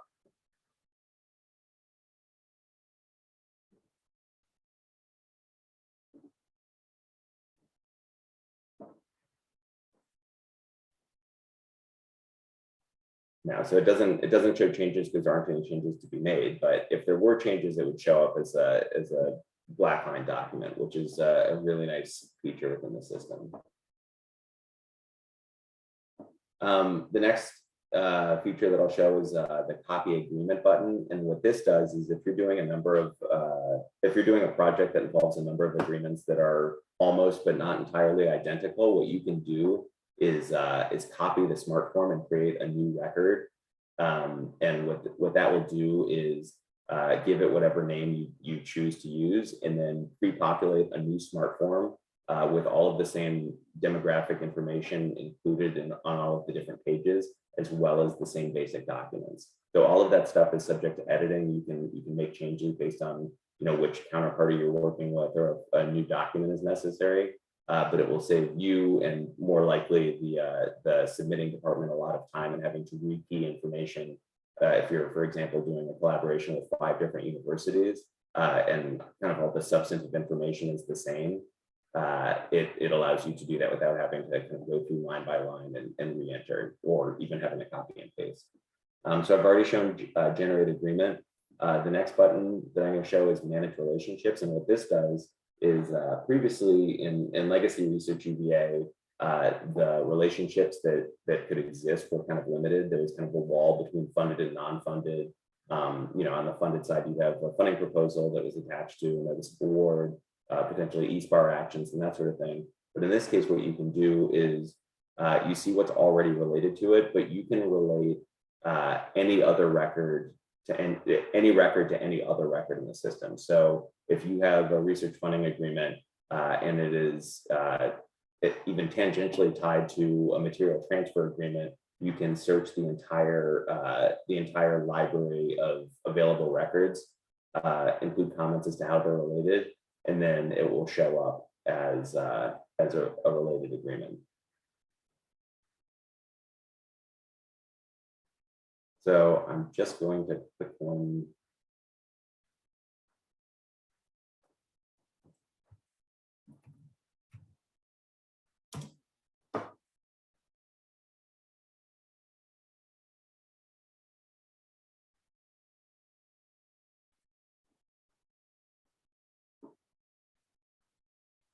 Being a little slow.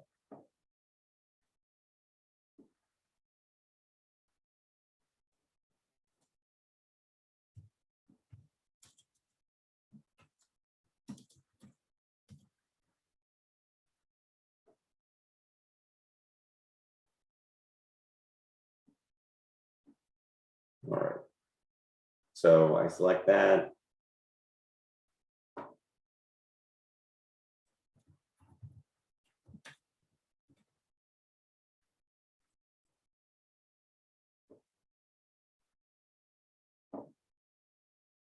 And then I can click here on the related projects tab and see not only the award that was already associated with it, but this MTA that otherwise would not have any reason to be associated with it. And then again, if I look in the history, relationships managed, I can see that I added an agreement, and these are my comments here. Don't read too much into selecting hurdles for will it blend. That was not purposeful. The next and last item on this left column is the generate FTP template. This essentially does the same thing as generate agreement, so you wouldn't use both of them, but this is a unique feature. It came out of the box with Huron, and what it does is allow you to generate templates in PDF form from the pre-approved FTP template. So that's the data transfer use agreement and the subcontracts. I don't think the data transfer is in there yet. the data transfer and use. That's a future enhancement. Yeah. So, but you can use this if you're doing an outgoing subcontract. So having shown all of those, I can actually kind of go through the end game of negotiation. So we've exchanged drafts. We are happy with how the negotiation is going. We finalized the terms and conditions. I can now select approve language.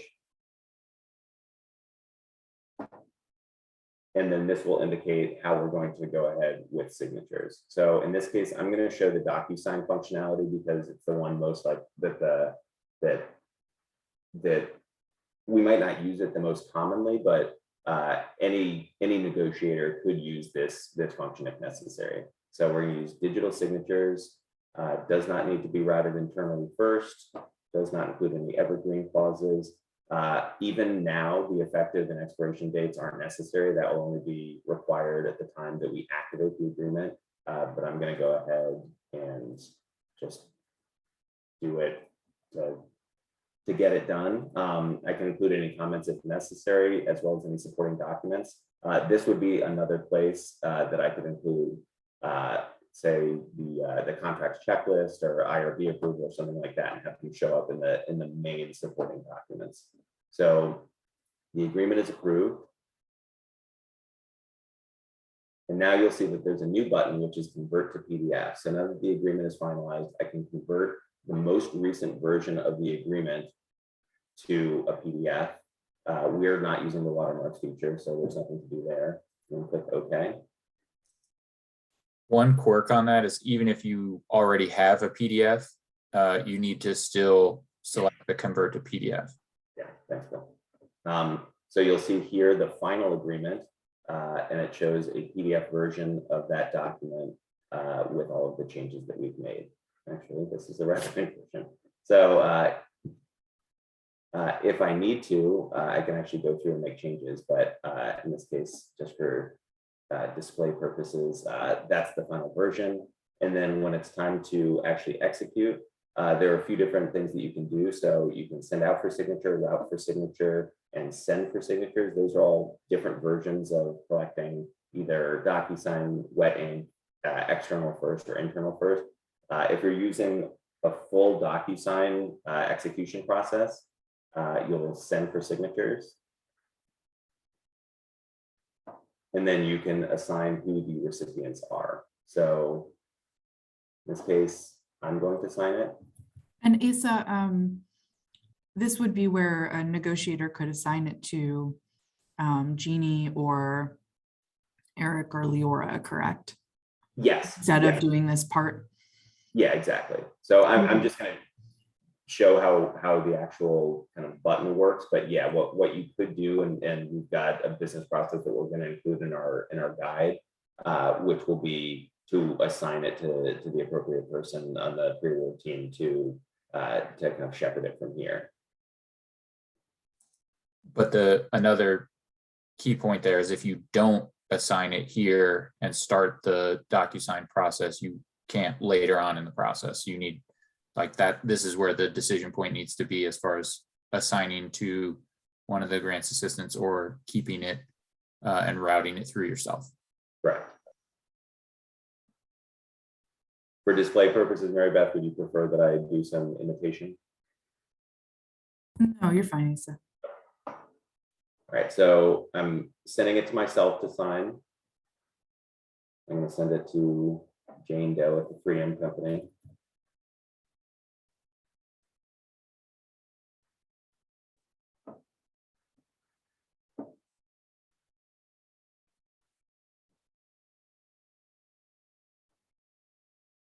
And then you'll see that, as Bill had mentioned, the number of options over here are now severely limited because it is in the DocuSign signatures state.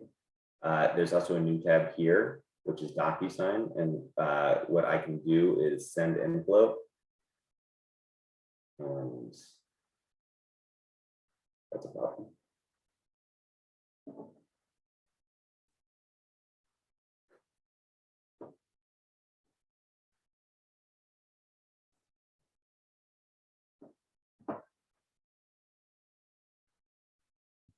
Asa, were you logged in as someone else before? I don't think so. Huh. We'll try it again. Just so everybody knows, this feature is working completely fine on the production site, so it might just be a matter of using the stage site, but we shall see.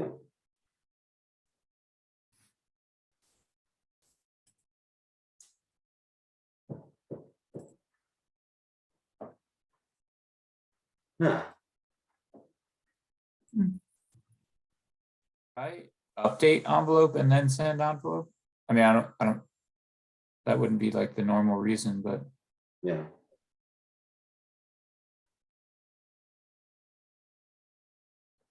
eh.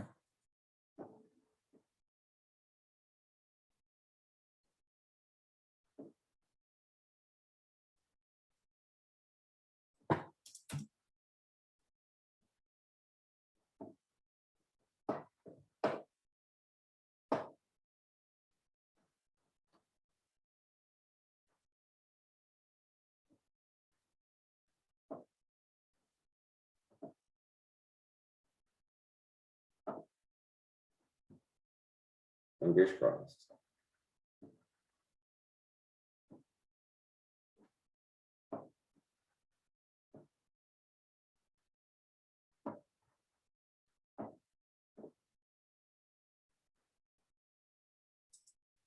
Take the game cartridge out and blow on it, maybe.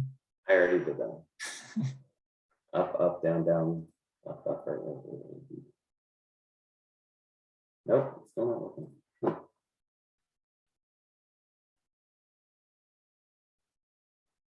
Thank you, Jamie. Well, I promise it works. Have we So, tested this in the smoke testing? Yeah, Yeah. I signed one yesterday. yeah, Okay, well, it'll be a surprise for everybody once they get to the real site on Monday. yeah. Well, so anyway, once it gets executed, I don't really even know how to skip this. Can you find one ASA that's already, Yeah.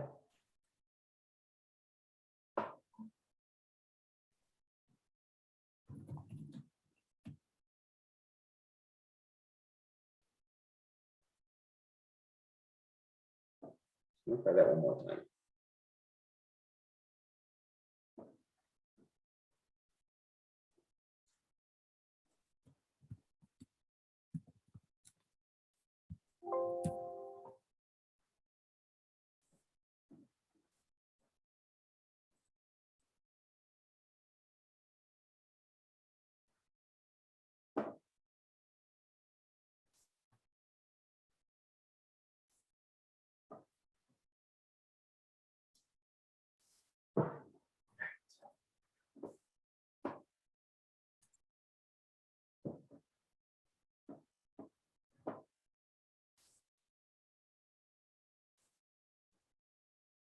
I'm gonna try a different record just to see.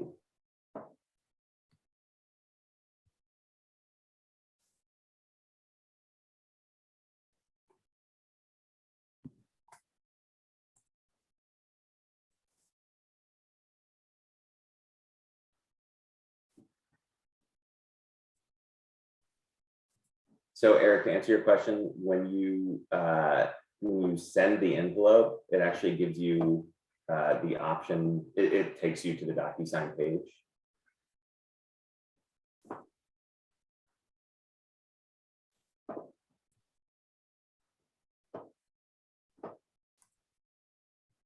Yeah, it's not working on my end either. With a different record. Mhm.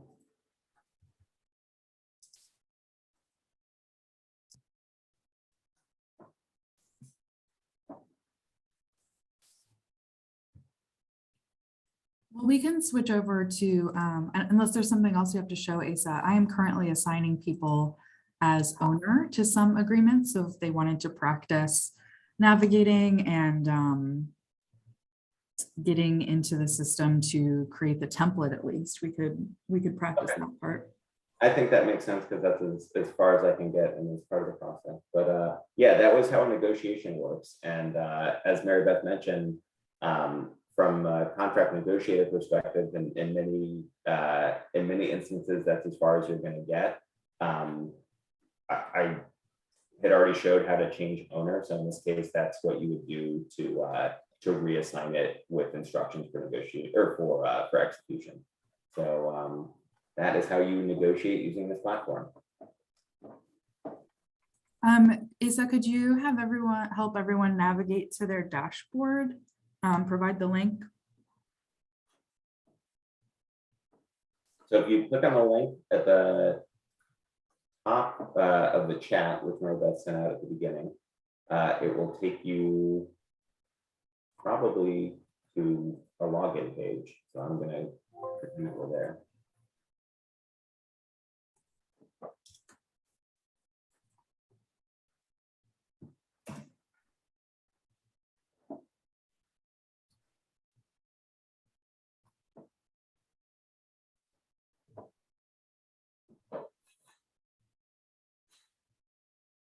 And then it will take you to your dashboard, which depending on your role will show everything that's assigned to you as well as unassigned agreements.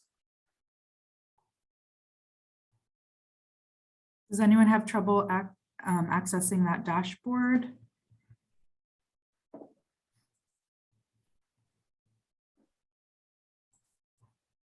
Okay, you should see if you filter or resort by date modified, the very top one on your dashboard should be the unassigned agreement that I provided. Is everyone seeing that? Not my team, just the contract negotiators.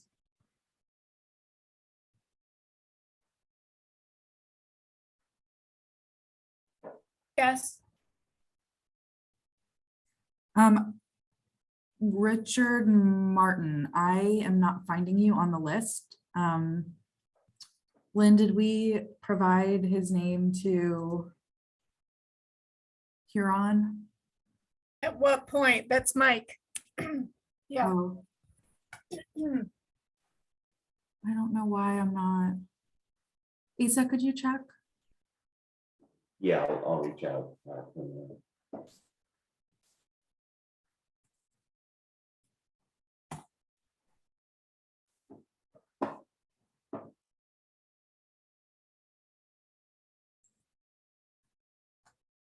Okay, so my team, we are actually going to join the smoke testing room.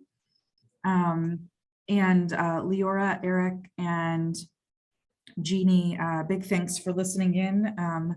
You actually can sign off at this point if you'd like.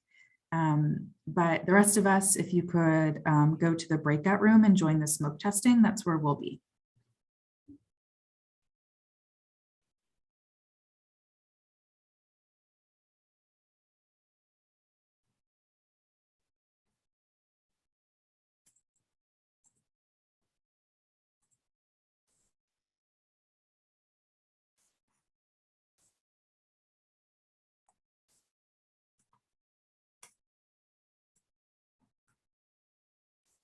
Hi, everybody. We're joining smoke testing, some of us. Steve, would you mind walking through accessing the live site?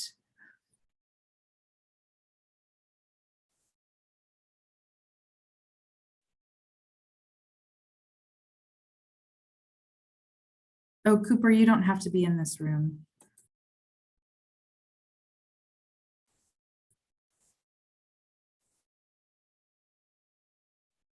Steve, are you there? I hear him talking.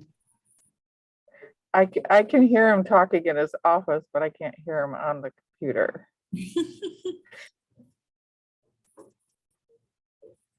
I'll just listen with my other ear. Oh, he's reconnecting. Okay.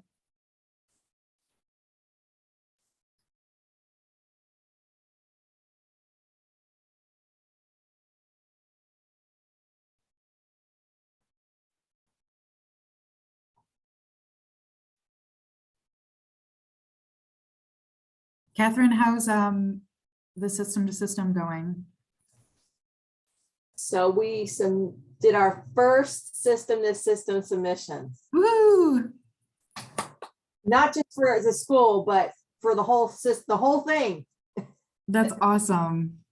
So it went very well, went very smoothly. And so I'm really, really pleased with that. So 3 out of our 4 proposals now are in pending sponsor review. Well, Awesome. 2 of them are, because the one we did for system to system, that's the one for the National Institutes of Justice. And so we still have that just grants piece we have to, that we'll be doing in 2 weeks. And so once we have that part of the app, we'll be able to move the whole thing into pending sponsor review. And then I'm just now waiting on the approvals for the last piece. Crystal just a while ago emailed the folks. So we're just waiting for their approvals to come back. Awesome. That's so great. Steve, are you back? Can you hear me? Through the wall and through the computer, yes. All right, great. Can you show my team how to get to the production site, please? Yes. So, where's that? Where did my email go? Oh, here we go. So if you haven't been in before, this may seem a bit convoluted, but this is because we have maintenance pages up. So basically restricting who can get in so that we can get our work done, all of our testing done without a whole lot of users conflicting with us at the same time. So what you're going to want to do, depending on where you're testing in either grants or agreements, you'll want to use one of these URLs. And what I like to do is just copy it and then paste it into your browser. I will say from my experience, Chrome is the best. But every browser should be supported. So you'll go to this and you're going to get an error page. It's going to look like there's going to be a message displayed that says that the page is basically undergoing maintenance. That's expected. Once you get there, what you'll want to do is change this maint.htm to the secret.aspx. So essentially just copy and paste this into your browser. And what that does is it sets a cookie with the maintenance page so that we'll be able to bypass it. Once you do that, then you go back and you navigate to either grants or agreements. So one of these URLs. So again, I'd copy and paste these. Each step I'm copying and pasting the URL into the browser, then going on to the next step. Do we have this email? I don't have this email. Does anybody else? Yeah, Steve, can you just copy paste it in the chat maybe? Yep.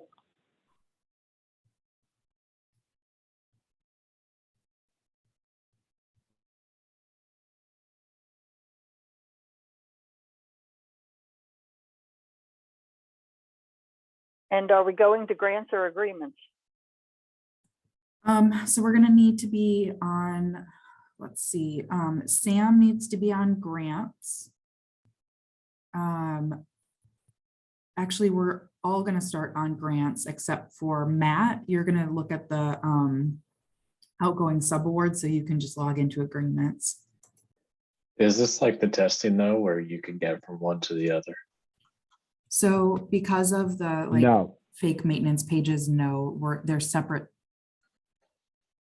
Login. Okay, I'll enjoy my isolation.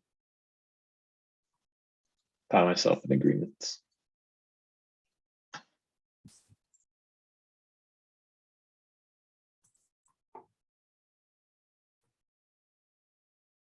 I did post the instructions in the chat. If you are having issues getting in, please let me know and we can share your screen and walk you through it.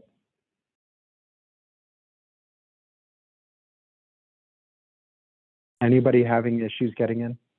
No, mine took me right there, so I didn't have to worry about adding secret or anything. Is that cool? Or some people just getting right in? Had you been in earlier today? The test site. Late. What? Oh, maybe that did set a token with single sign-on, so it's possible that Yeah, I mean, if you're in, that's great. I mean, we'll take it. I am not, and it's you're changing the URL is just taking me to that this site is down for maintenance message. I just clicked on number 3 under grants and it took me right in rather than changing all the URLs. Is that not right? That worked for me. I'm there. Okay. Okay. However it works, we're happy. Yeah. And just so you know, this is not going to be what you have to do once the system is live. It'll be a single URL. Okay, so I'm going to share my screen and show you part of the process. Just a second. It's funny how you get used to having 4 screens and now 3 screens seem not enough.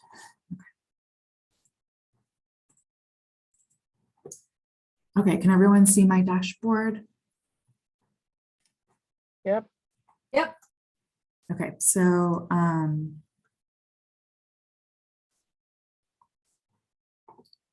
I wanted to show you all how to finish out some proposals that are in pending submission to sponsor state.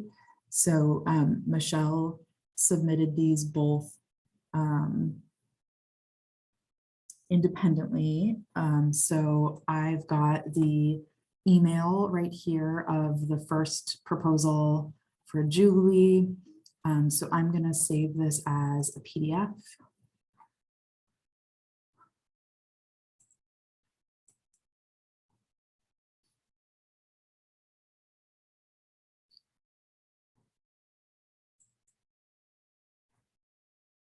And I'm also going to need the submission confirmation as well. So that is this one right here. So it's still on my dashboard because I haven't closed it out. So this is like our finalization in the EPRF. Click in here, pending submission. I've got 2 options over here because it is non-system to system. So this is a submit to sponsor via proposal team. This is saying no for Lauren because it was done in the legacy system. So it's okay that it's no. I'm going to upload the confirmation email. We can only upload 1 document here. And so I'm going to do the email confirmation.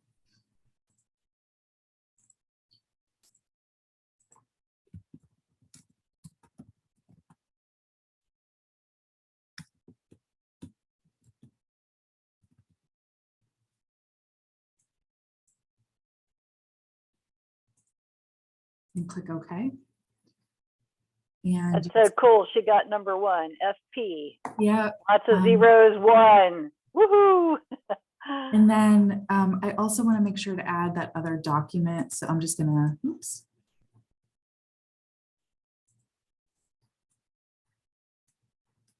Drag and drop it over.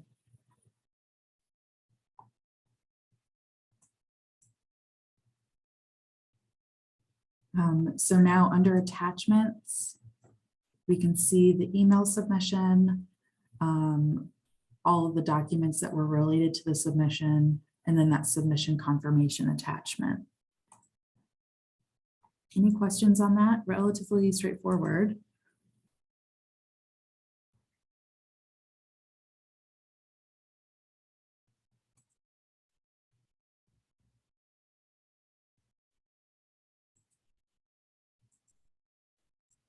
I don't think I have her.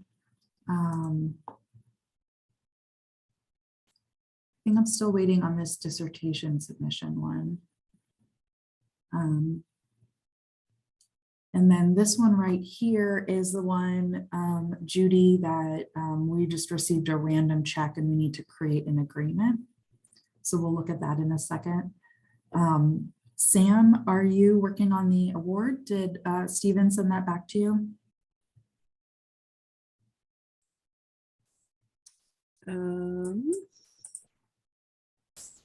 Checking it now.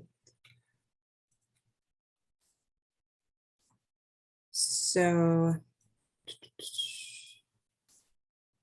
I have a response pending, so I have to go and check.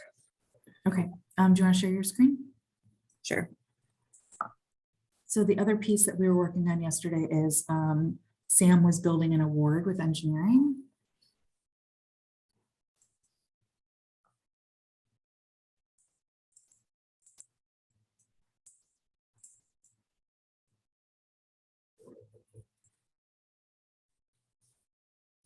Looks like deliverables are added.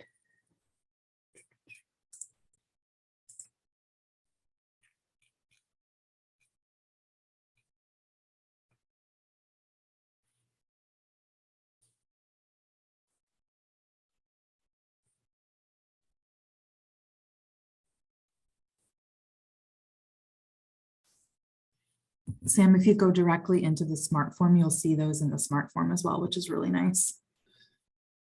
So for the rest of us, this is an award that got sent back. And so we're seeing the comments directly from the field. We've got that approval letter. We should download that and put it in the attachments. And we can also change now the IACUC from not submitted to approved, which is great.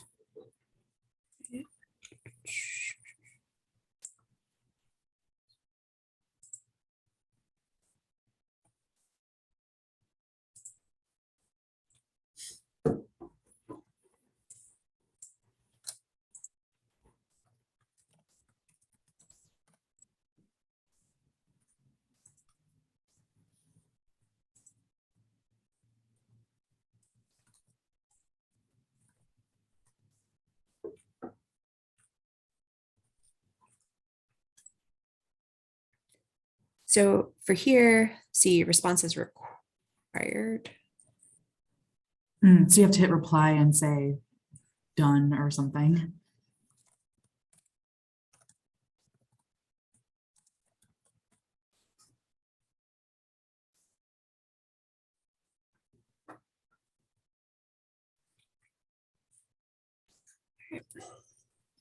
And you'll notice once Sam replies, the red dot disappears.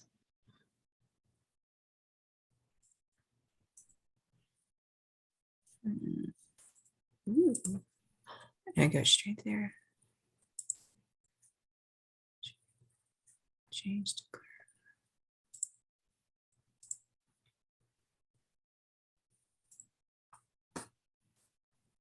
Okay, question, am I actually going to change it, or because that would be with Workday, right? You can change it, it's fine.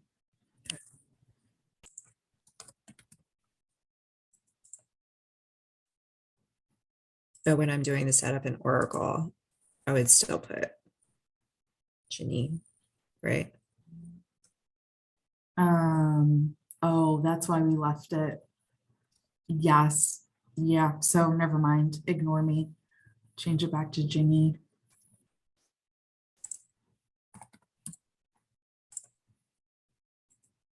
Why did Stephen ask for it to be changed then? I think he was forgetting. We had talked about it yesterday though. Because I think he had mentioned with Workday, it's going to go down to the, I guess they're separate portfolios. Yeah, I think they're splitting it out differently. Yeah, I think so too. I actually had to respond to this actually. Okay.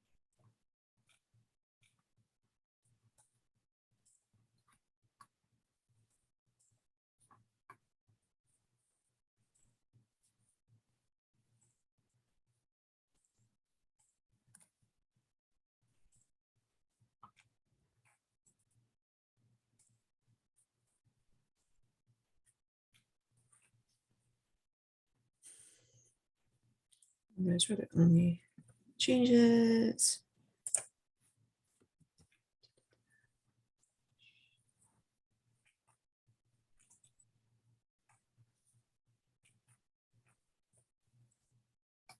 I don't think there was any other changes on this. Yeah, I did all that. Okay. So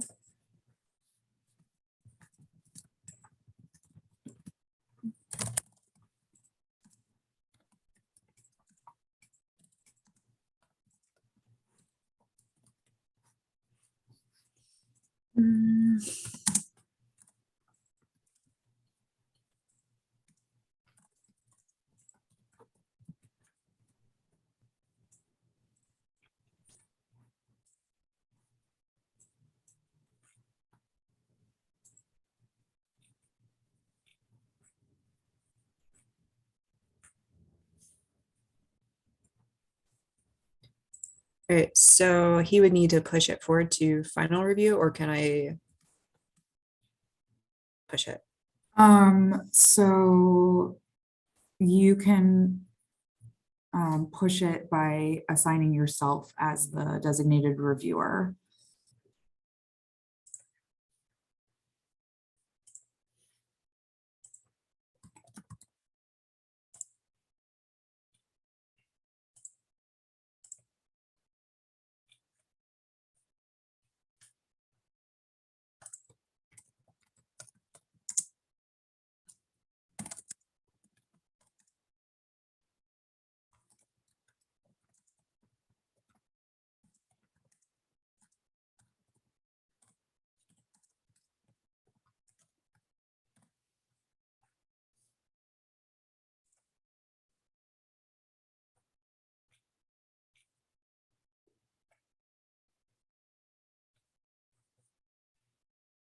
Right.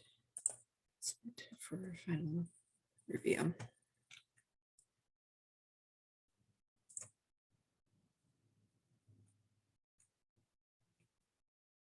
So here it would say I would set it up in Oracle. Oh, I'm on mute. I didn't realize I was muted. Talking away. Oh, okay. I messed up like the entire time. All right. Is it the weekend yet? So Sam, why don't you kind of go offline and set it up in Oracle? And then the rest of us will switch to looking at an agreement. And then we'll touch base after you're done setting it up in Oracle.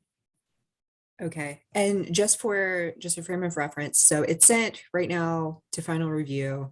When this is live, I would send a ping to, in this case, Judy, because she's the award approver.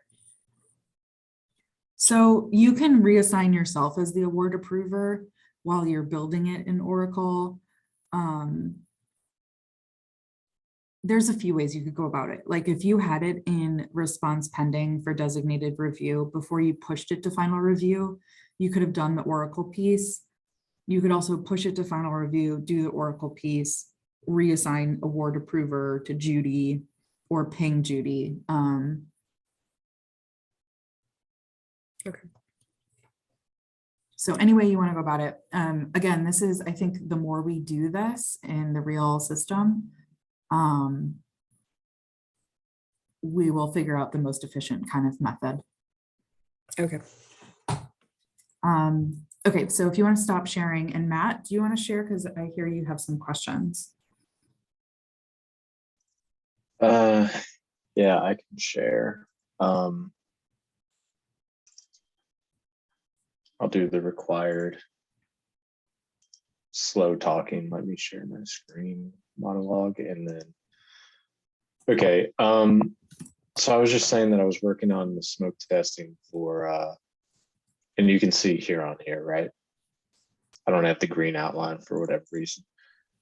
Was working on the smoke testing for the C's SP30 that was sent out yesterday. And I don't know if it's because of the grant versus agreement login deal, but when I click to go from where I'm in the agreements, I suppose the agreements module here, to try and view the grant that I'm awarding this off of, and I'm doing that for obvious reasons. I do that current state to make sure that what I'm obligated is in line with the prime agreement. I can't reach it. So I don't know if I need to take those, sorry to interrupt, take those steps that Steve sent you for the grant side as well. So leave up this, leave this up, do a new tab, and then follow those steps to log into the grant side. And you won't be able to probably click the link into there. You'd have to just be on the grants page and look up the award that way. Does that make sense? Yeah. And then so what's my other question? In the steps for OSP, which I guess is in here. So agreement information. Do you want me to upload our paper backup rack? Is there anything different that I should be doing for this? If possible, I can do it in the database and upload it in ResearchUVA. Yeah. Okay. All right. Well, we don't have a project yet. Sam's working on that Oracle piece. Okay. All right. Well, I mean, I could make the project. Really doesn't really matter. However, well, Sam has to build the award first, but however you guys. Oh, it's nothing about it's been made in Oracle yet? Nope. Working on it right now. Okay. All right. All right. Thanks. So Angela, I thought you got on by clicking that final link. I did. I could see things, but as soon as I click to open something, it opens up that page that blocks me. And I tried changing the URL and that's not working either. Okay, can you start at the very beginning of Steve's instructions and try one more time? Yeah, I've done that already, but I'll try it again. Okay. So, hey, Angela, you might also need to completely close the web browser and reopen it. Yeah, I think that's probably a really good idea. Just like the whole thing and start all over again. Yeah, just the web browser, yeah. Okay, thanks. Okay. Okay, Judy, what information do you have for this really random check that we received for this foundation? If I'm remembering right, all they sent was the, they sent the check and basically said, can you provide the RFA? Can you provide an RFA? They don't have anything standard and they don't know what we would accept or what we would have in our templates. So they basically are just saying, we need an RFA. Do we have an image of the check? I think it's, no, I think we went by we were just going by the proposal, I thought. Or go to the whole research idea. Yeah. No, all we have is a proposal to go by. Okay, that's what this says.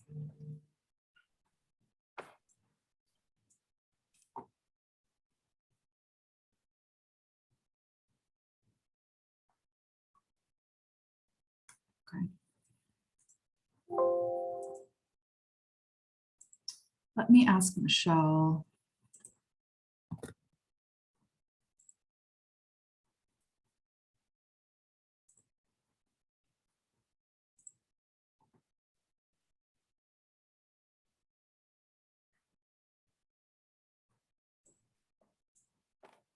I didn't realize we were going to that, but let me search through my email on it.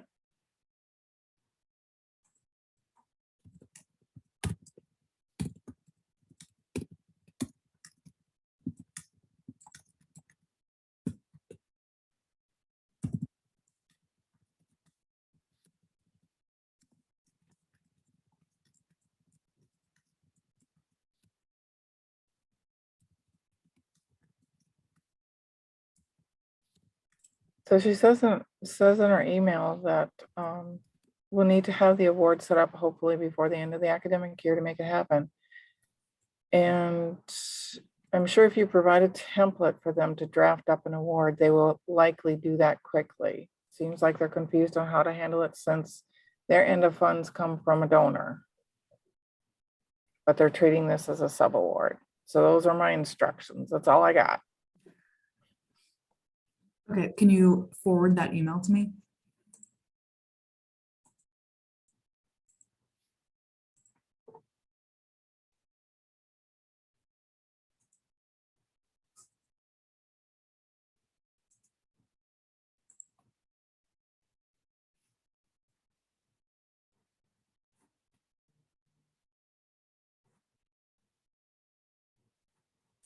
Okay, I sent it to you.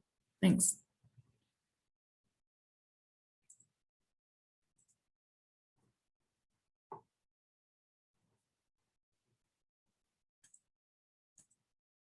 Angela, I'm unfortunately not sure what's going on. So if you want to just watch, oh, that just happened with me now. Yeah, I've done it like 3 times now. Close the browser, and that's where I end up.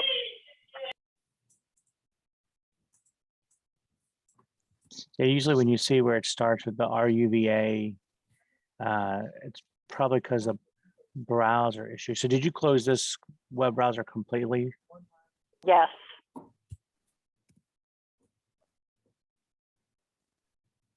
Do you have Firefox on your machine? I do. All right, just for kicks, try it in Firefox. Hey, the same thing is happening to me, by the way. Like the home page looks great. And then when I click on the title, Coordinated Supervisor Control System, I get that same system maintenance page. That just happened with Mary Beth. Yeah, which is odd because it's not. Oh, so what did you just click, Mary Beth? Would you just click on that? It gave you that error. Yeah. So I'm 100% in the grant side of things. I'm trying to get into the agreement side of things. And it's not letting me be in both. Let me see if I can send you the direct link for agreements. It might be that because it's trying to link from one to the other. I did click on the direct link. Let me try that again. So if I do the direct link, it looks like it works. Yep, same. But then when I click there, Yep. no dice. Yeah, I was trying to redirect back to the UVA address. So should I do a new browser or a new, like I could do a new Chrome page? Yeah, just for kicks, try that. It might be something we have to rope in the Huron folks. Yeah. I'm thinking because it's something internal within Huron that it's, oh, you're trying to incognito too. Yeah. Yeah. Yeah. Is it ASPX? Yeah, that's right. Yeah, see, it's changing to, Steve, if you're there, we might have to rope in Raj, because it looks like there's somewhere within the application, it's flipping. Ooh, there we go. I got that part too, but it's still going to block you. I did it in Firefox, same thing. Okay, yeah, so it must be something internally within. Yep. Yeah, so it's, yeah, so that's not really a login. That's a link somewhere within Huron is going to the wrong place. So yeah, so we'll probably, if looks like Steve's there, we might have to rope in Raj to see what the problem is. Yeah, I just pinged him to see if he's available now. I mean, he's on the West Coast, so he may just be. I was chatting with him earlier, but it looks like he stepped away. So as soon as he's available, I'll have him join. Okay, yeah, it looks like that's, yeah. So I don't think there's any good workaround we can do for that one. unfortunately. Actually, go back one quick second. Let me just, if you can go back to where you were clicking to where the link was.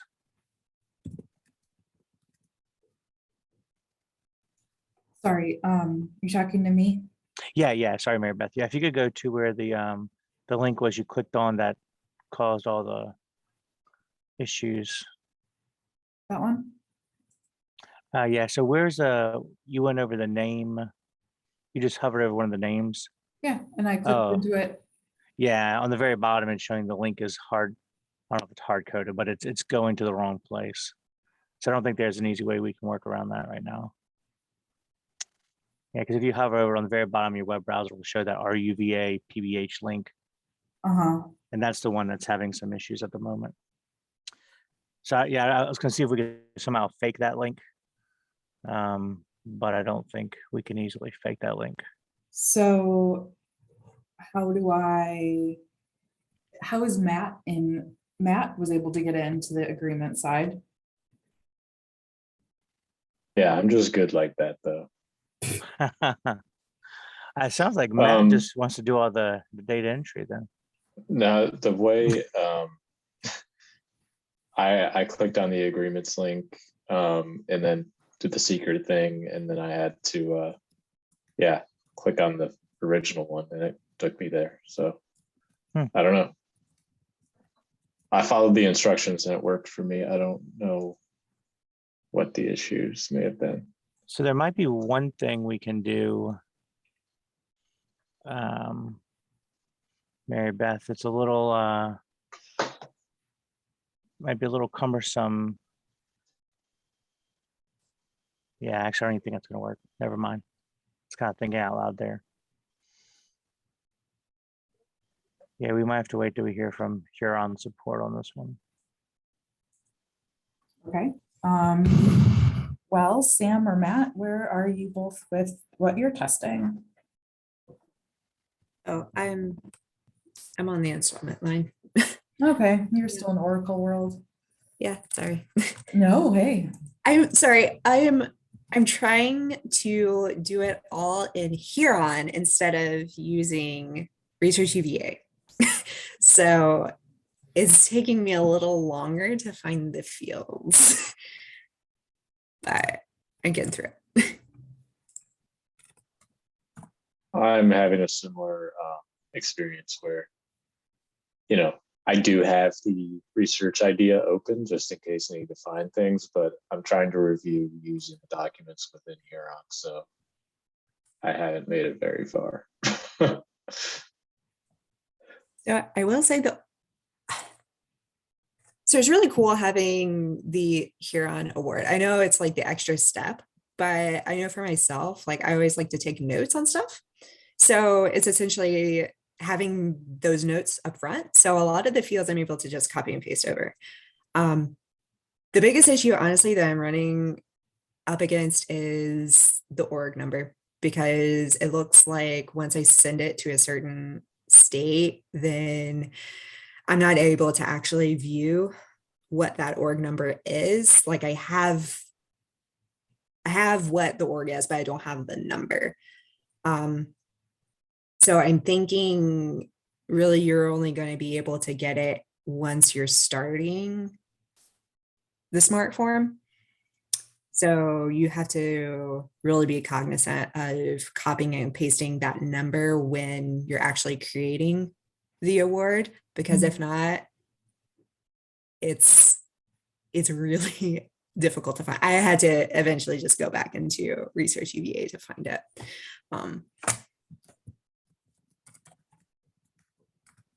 But that's really the only thing I ran up. I wonder if we should just keep a spreadsheet handy of the org names and numbers. That's what I was thinking, just to have. Just to have it, because it's so much faster if you can just. Yeah, we're gonna have to. There's especially since it's a required field in Oracle. And it has to be the number. I mean, there's really no easy way to search in Oracle for that. Yeah, I think that we talked about briefly, and I don't have my sticky note wall here, but we talked about creating a list of all the things that we need in addition to what's in Huron, because it doesn't seem like Huron gives us the complete picture for Oracle. So that spreadsheet might be kind of next on the list that Sam and I tackle. Upon a time, there was a UBI report. I don't know if it's still out there. That is just lists of orgs.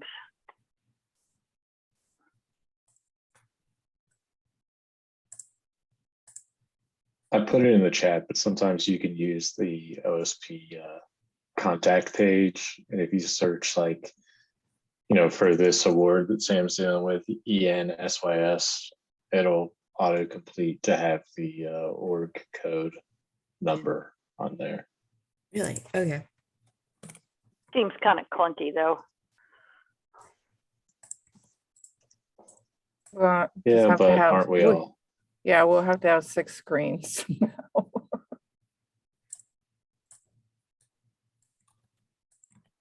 My cubicle is going to be like at the end of the matrix where all the screens make up the entire wall. Just have hundreds of things at once. Yes. Perfect. Perfect.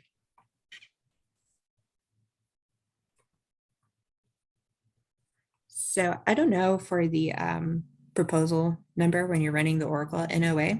So it looks like there's just a certain number of characters you can do. So it seems like you can only put either the ResearchUVA proposal number or the Huron one, because I was just playing around like, could I put both of them though?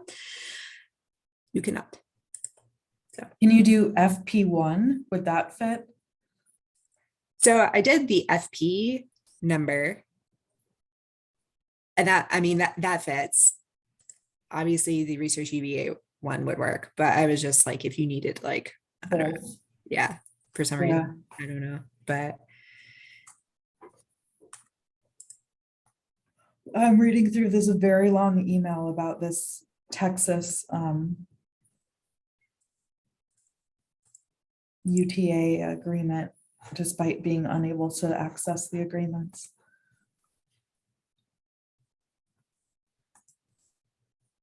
Wait, I just did something that worked. Huh. It worked. Hey, Jeff, I clicked over to the agreements module instead of my dashboard.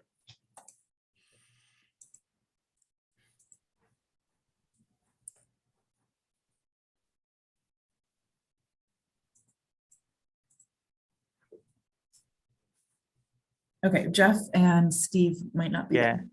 Yeah, I just you said it did open to just your dashboard, not to the. So it does not work from the dashboard. It is working from the agreements module. So if I clicked over here and then I clicked into it, it's working. Oh, okay. Yeah, so there must be a hard-coded link somewhere in the dashboard container. Yeah.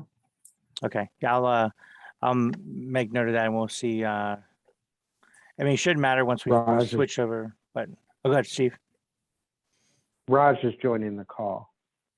Okay, he needs to join the breakout room.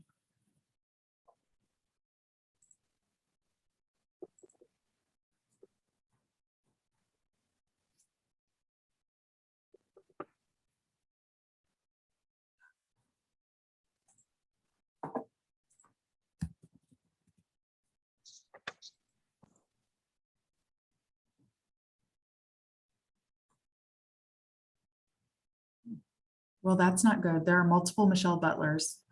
So be careful when you pick someone that you're picking the right person.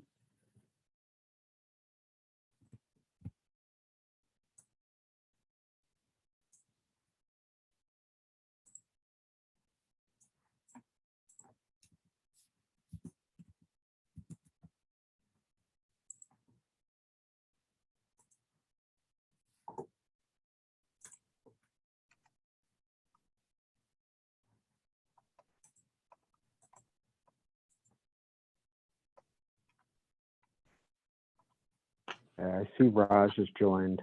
Thanks for joining, Raj. Yep. Do we want, for people that are experiencing issues, do we want to create a breakout room? Yeah, well, I mean, I could save this and show the initial issue. Okay.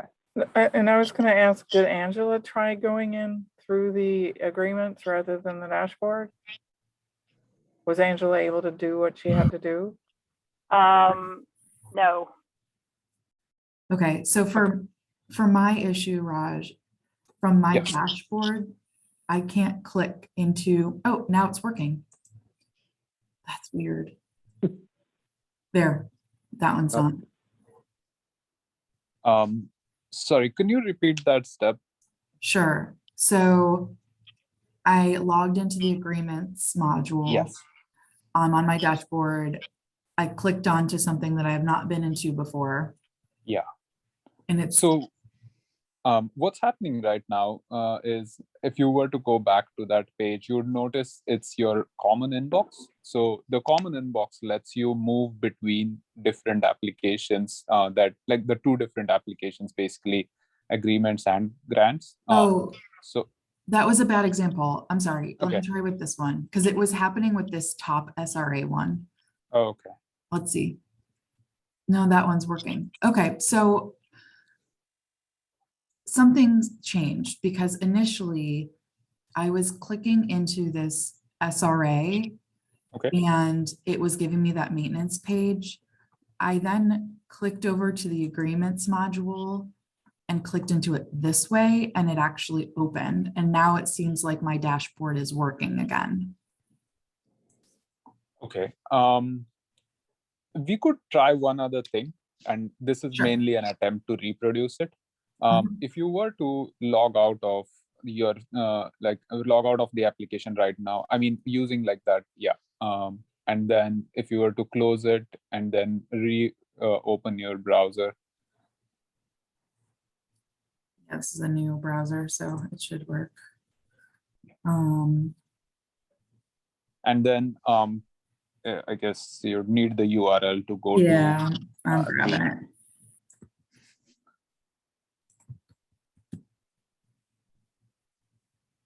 Interesting. So it looks like you weren't logged out as such. Yeah, hold on, let me close out of.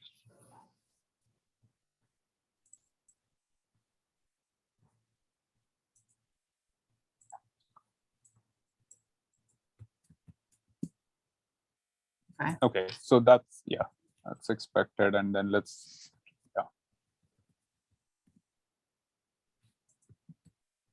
Mary Beth's a seasoned veteran at this logging in. I also have a really weird memory for like non-important things and a horrible memory for important things. Nope, it's okay. It's remembering something. I could try doing it in like, I don't know if I have Firefox. I have Edge or whatever this other weird one is. Yeah.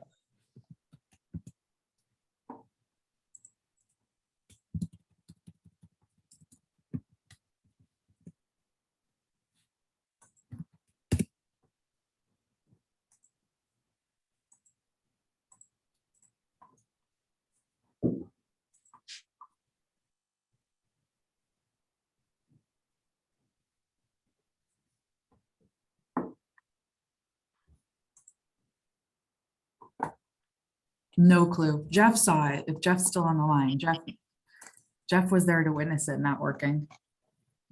Could we try maybe another record, the fourth one that you had in the list? Yeah, the thing is when she was logged in and she hovered over in the dashboard, she hovered over it, it actually, the bottom link said, like on this one now, it's saying the HRSP UVA prod, which would be right. But when she hovered over that first one, that SRA number, it actually said the ResearchUVA PBH on the bottom. And then that's what that was getting her into the error. But it looks like that is actually pointing to a different URL now. Interesting.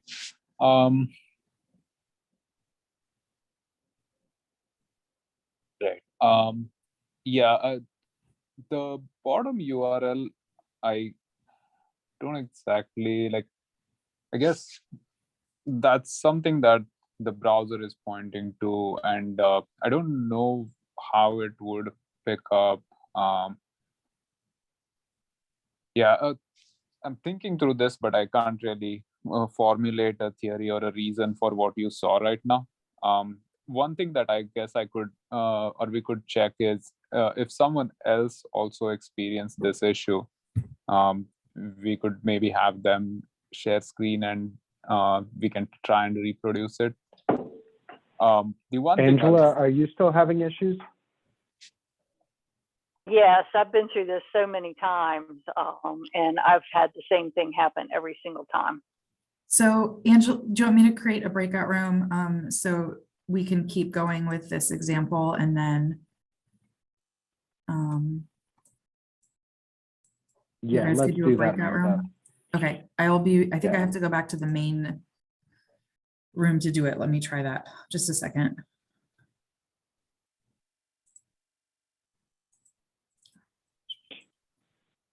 And once we get the room created, I'm gonna look at one that that is done. Jamie, you still not working? I actually took a second to submit a proposal that's due today, so let me check again. Okay. For some reason, I can't create a different breakout room, so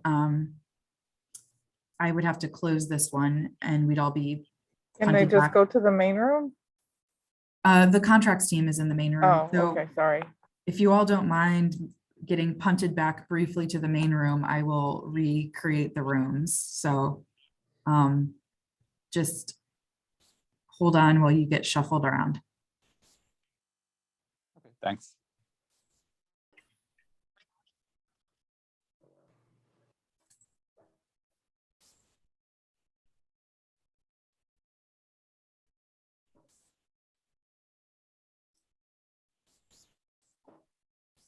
One thing that I just did was voided the envelope, sending it to me for DocuSign, and that seemed to open up some more options. So maybe it'll be clearer to me now. Yeah, from that one, if that's actually working for you, then that would be the way to do it based on the selections that you made.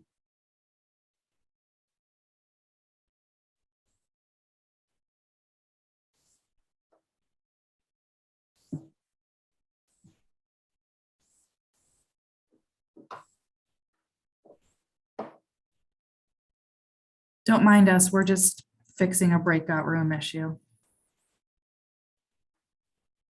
Hey, Bill, it's Mike. Haven't been a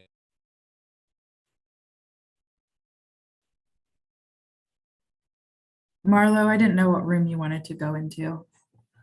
I kind of wanted to go into the issue room, but I think I can jump over there. Yeah, you should be able to. Perfect. Let me know if you need anything. Yeah. Bye.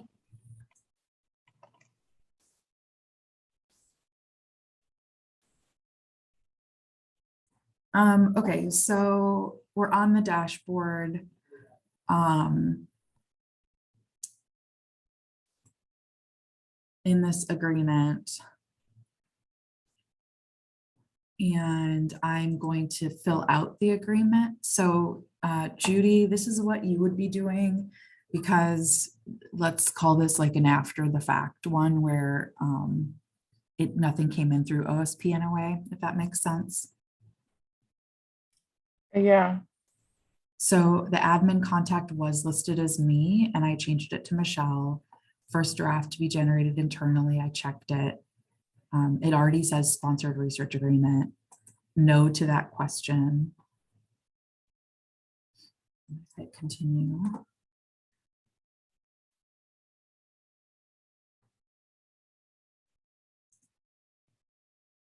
I have on a different screen the proposal open so I can kind of look at the information about like the start and end dates. So counterparty is University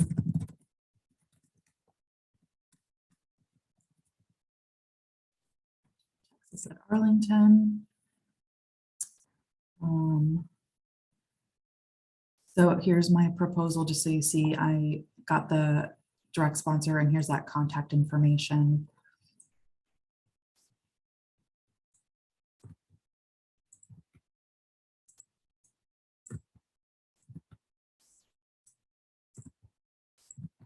Just copy pasting it over.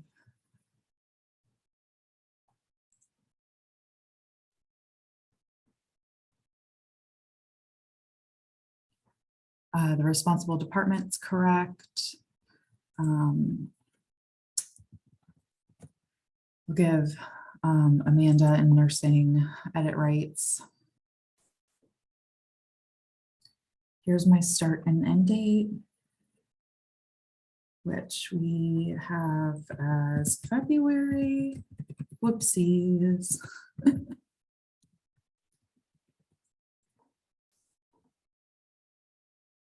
No students. Validate and finish. Any questions about doing that? It's relatively straightforward. Nope, no questions.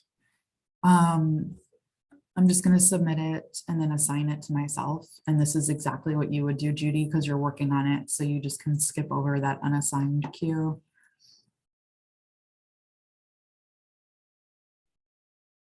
These are in order by last name, which makes very little sense to me, but okay. Now we're going to click generate agreement and hopefully this works.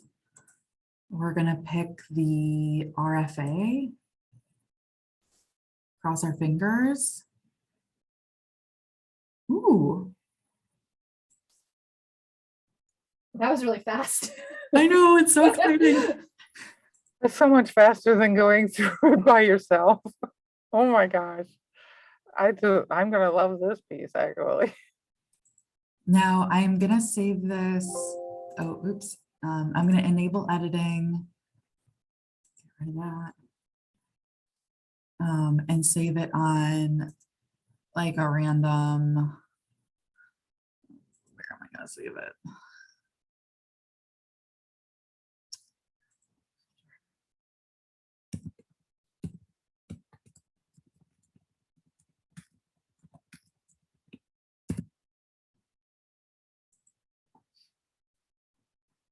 So it already populates in University of Texas at Arlington, which is awesome.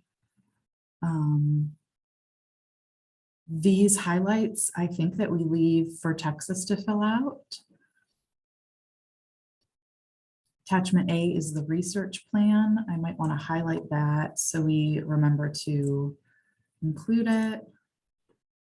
Actually, let's pick a different highlight color.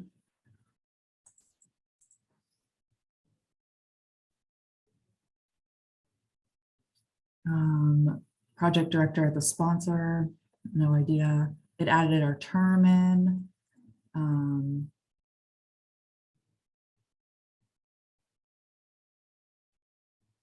Deliverables will also be in attachment A.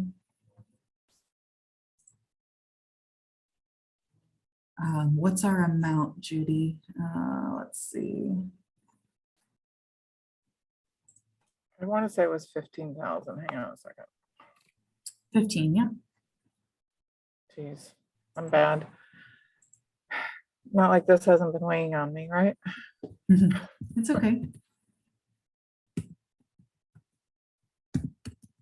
I'm gonna leave it highlighted so they can review that.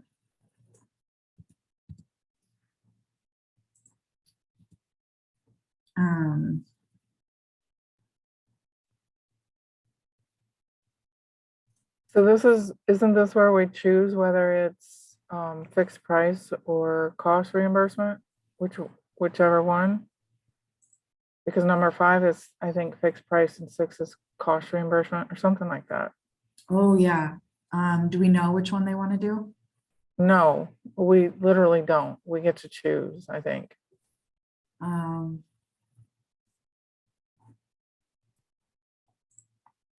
Let me look at the scope of work.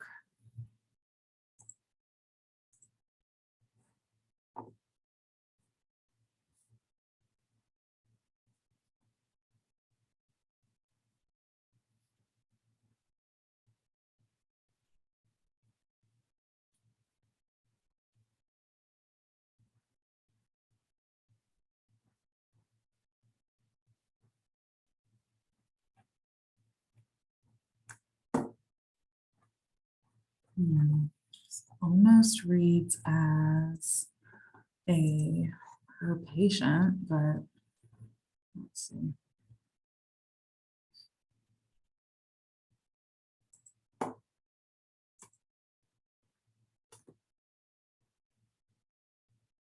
Okay, we're just getting 15 for the effort.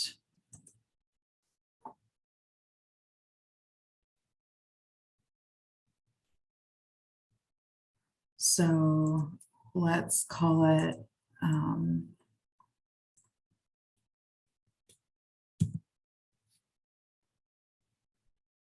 oh wait, no.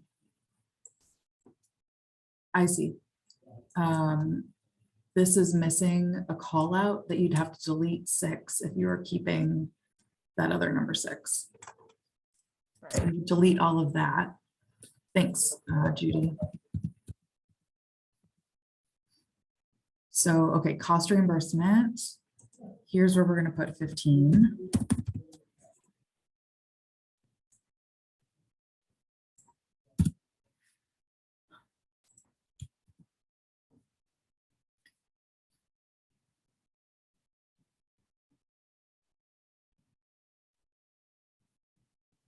I still don't know about this paragraph B. Yeah, we can just take that out.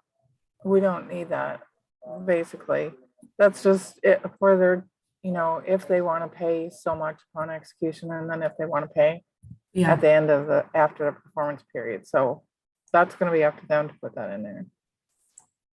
Okay.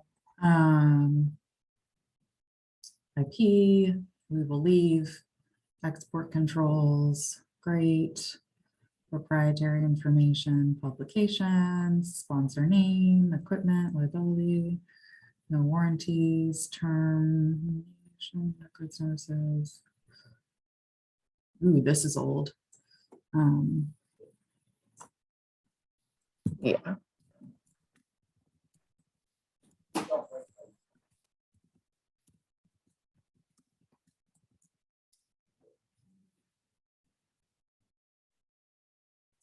Judy, is this going to be you? Yep.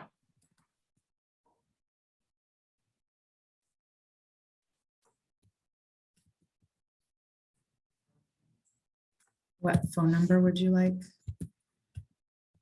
Put in 434-243. Ooh, not that fast. 434. 243-8873. Okay. And email. JDM6A. Say that again slower. JDM6A.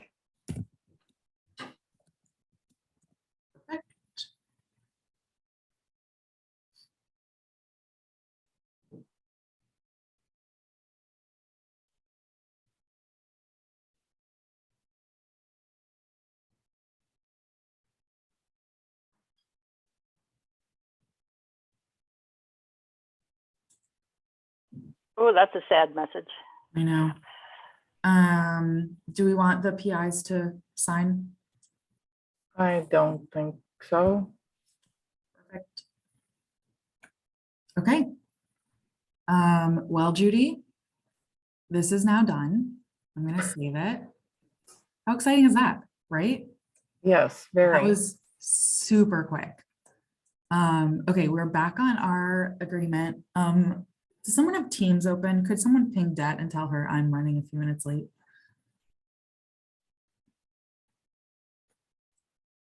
Okay. I can do it. So on that, we just did all those corrections on the agreement, and that's automatically uploaded right up there? No, Mary? we're going to Okay. hit revise agreement. Okay. And I then got you. Remember where I saved it? That's a lot of steps. But it's less than having to do it all by yourself. For some reason, it did not save in my folder, which is funny. Okay. It also adds a version number, which is awesome.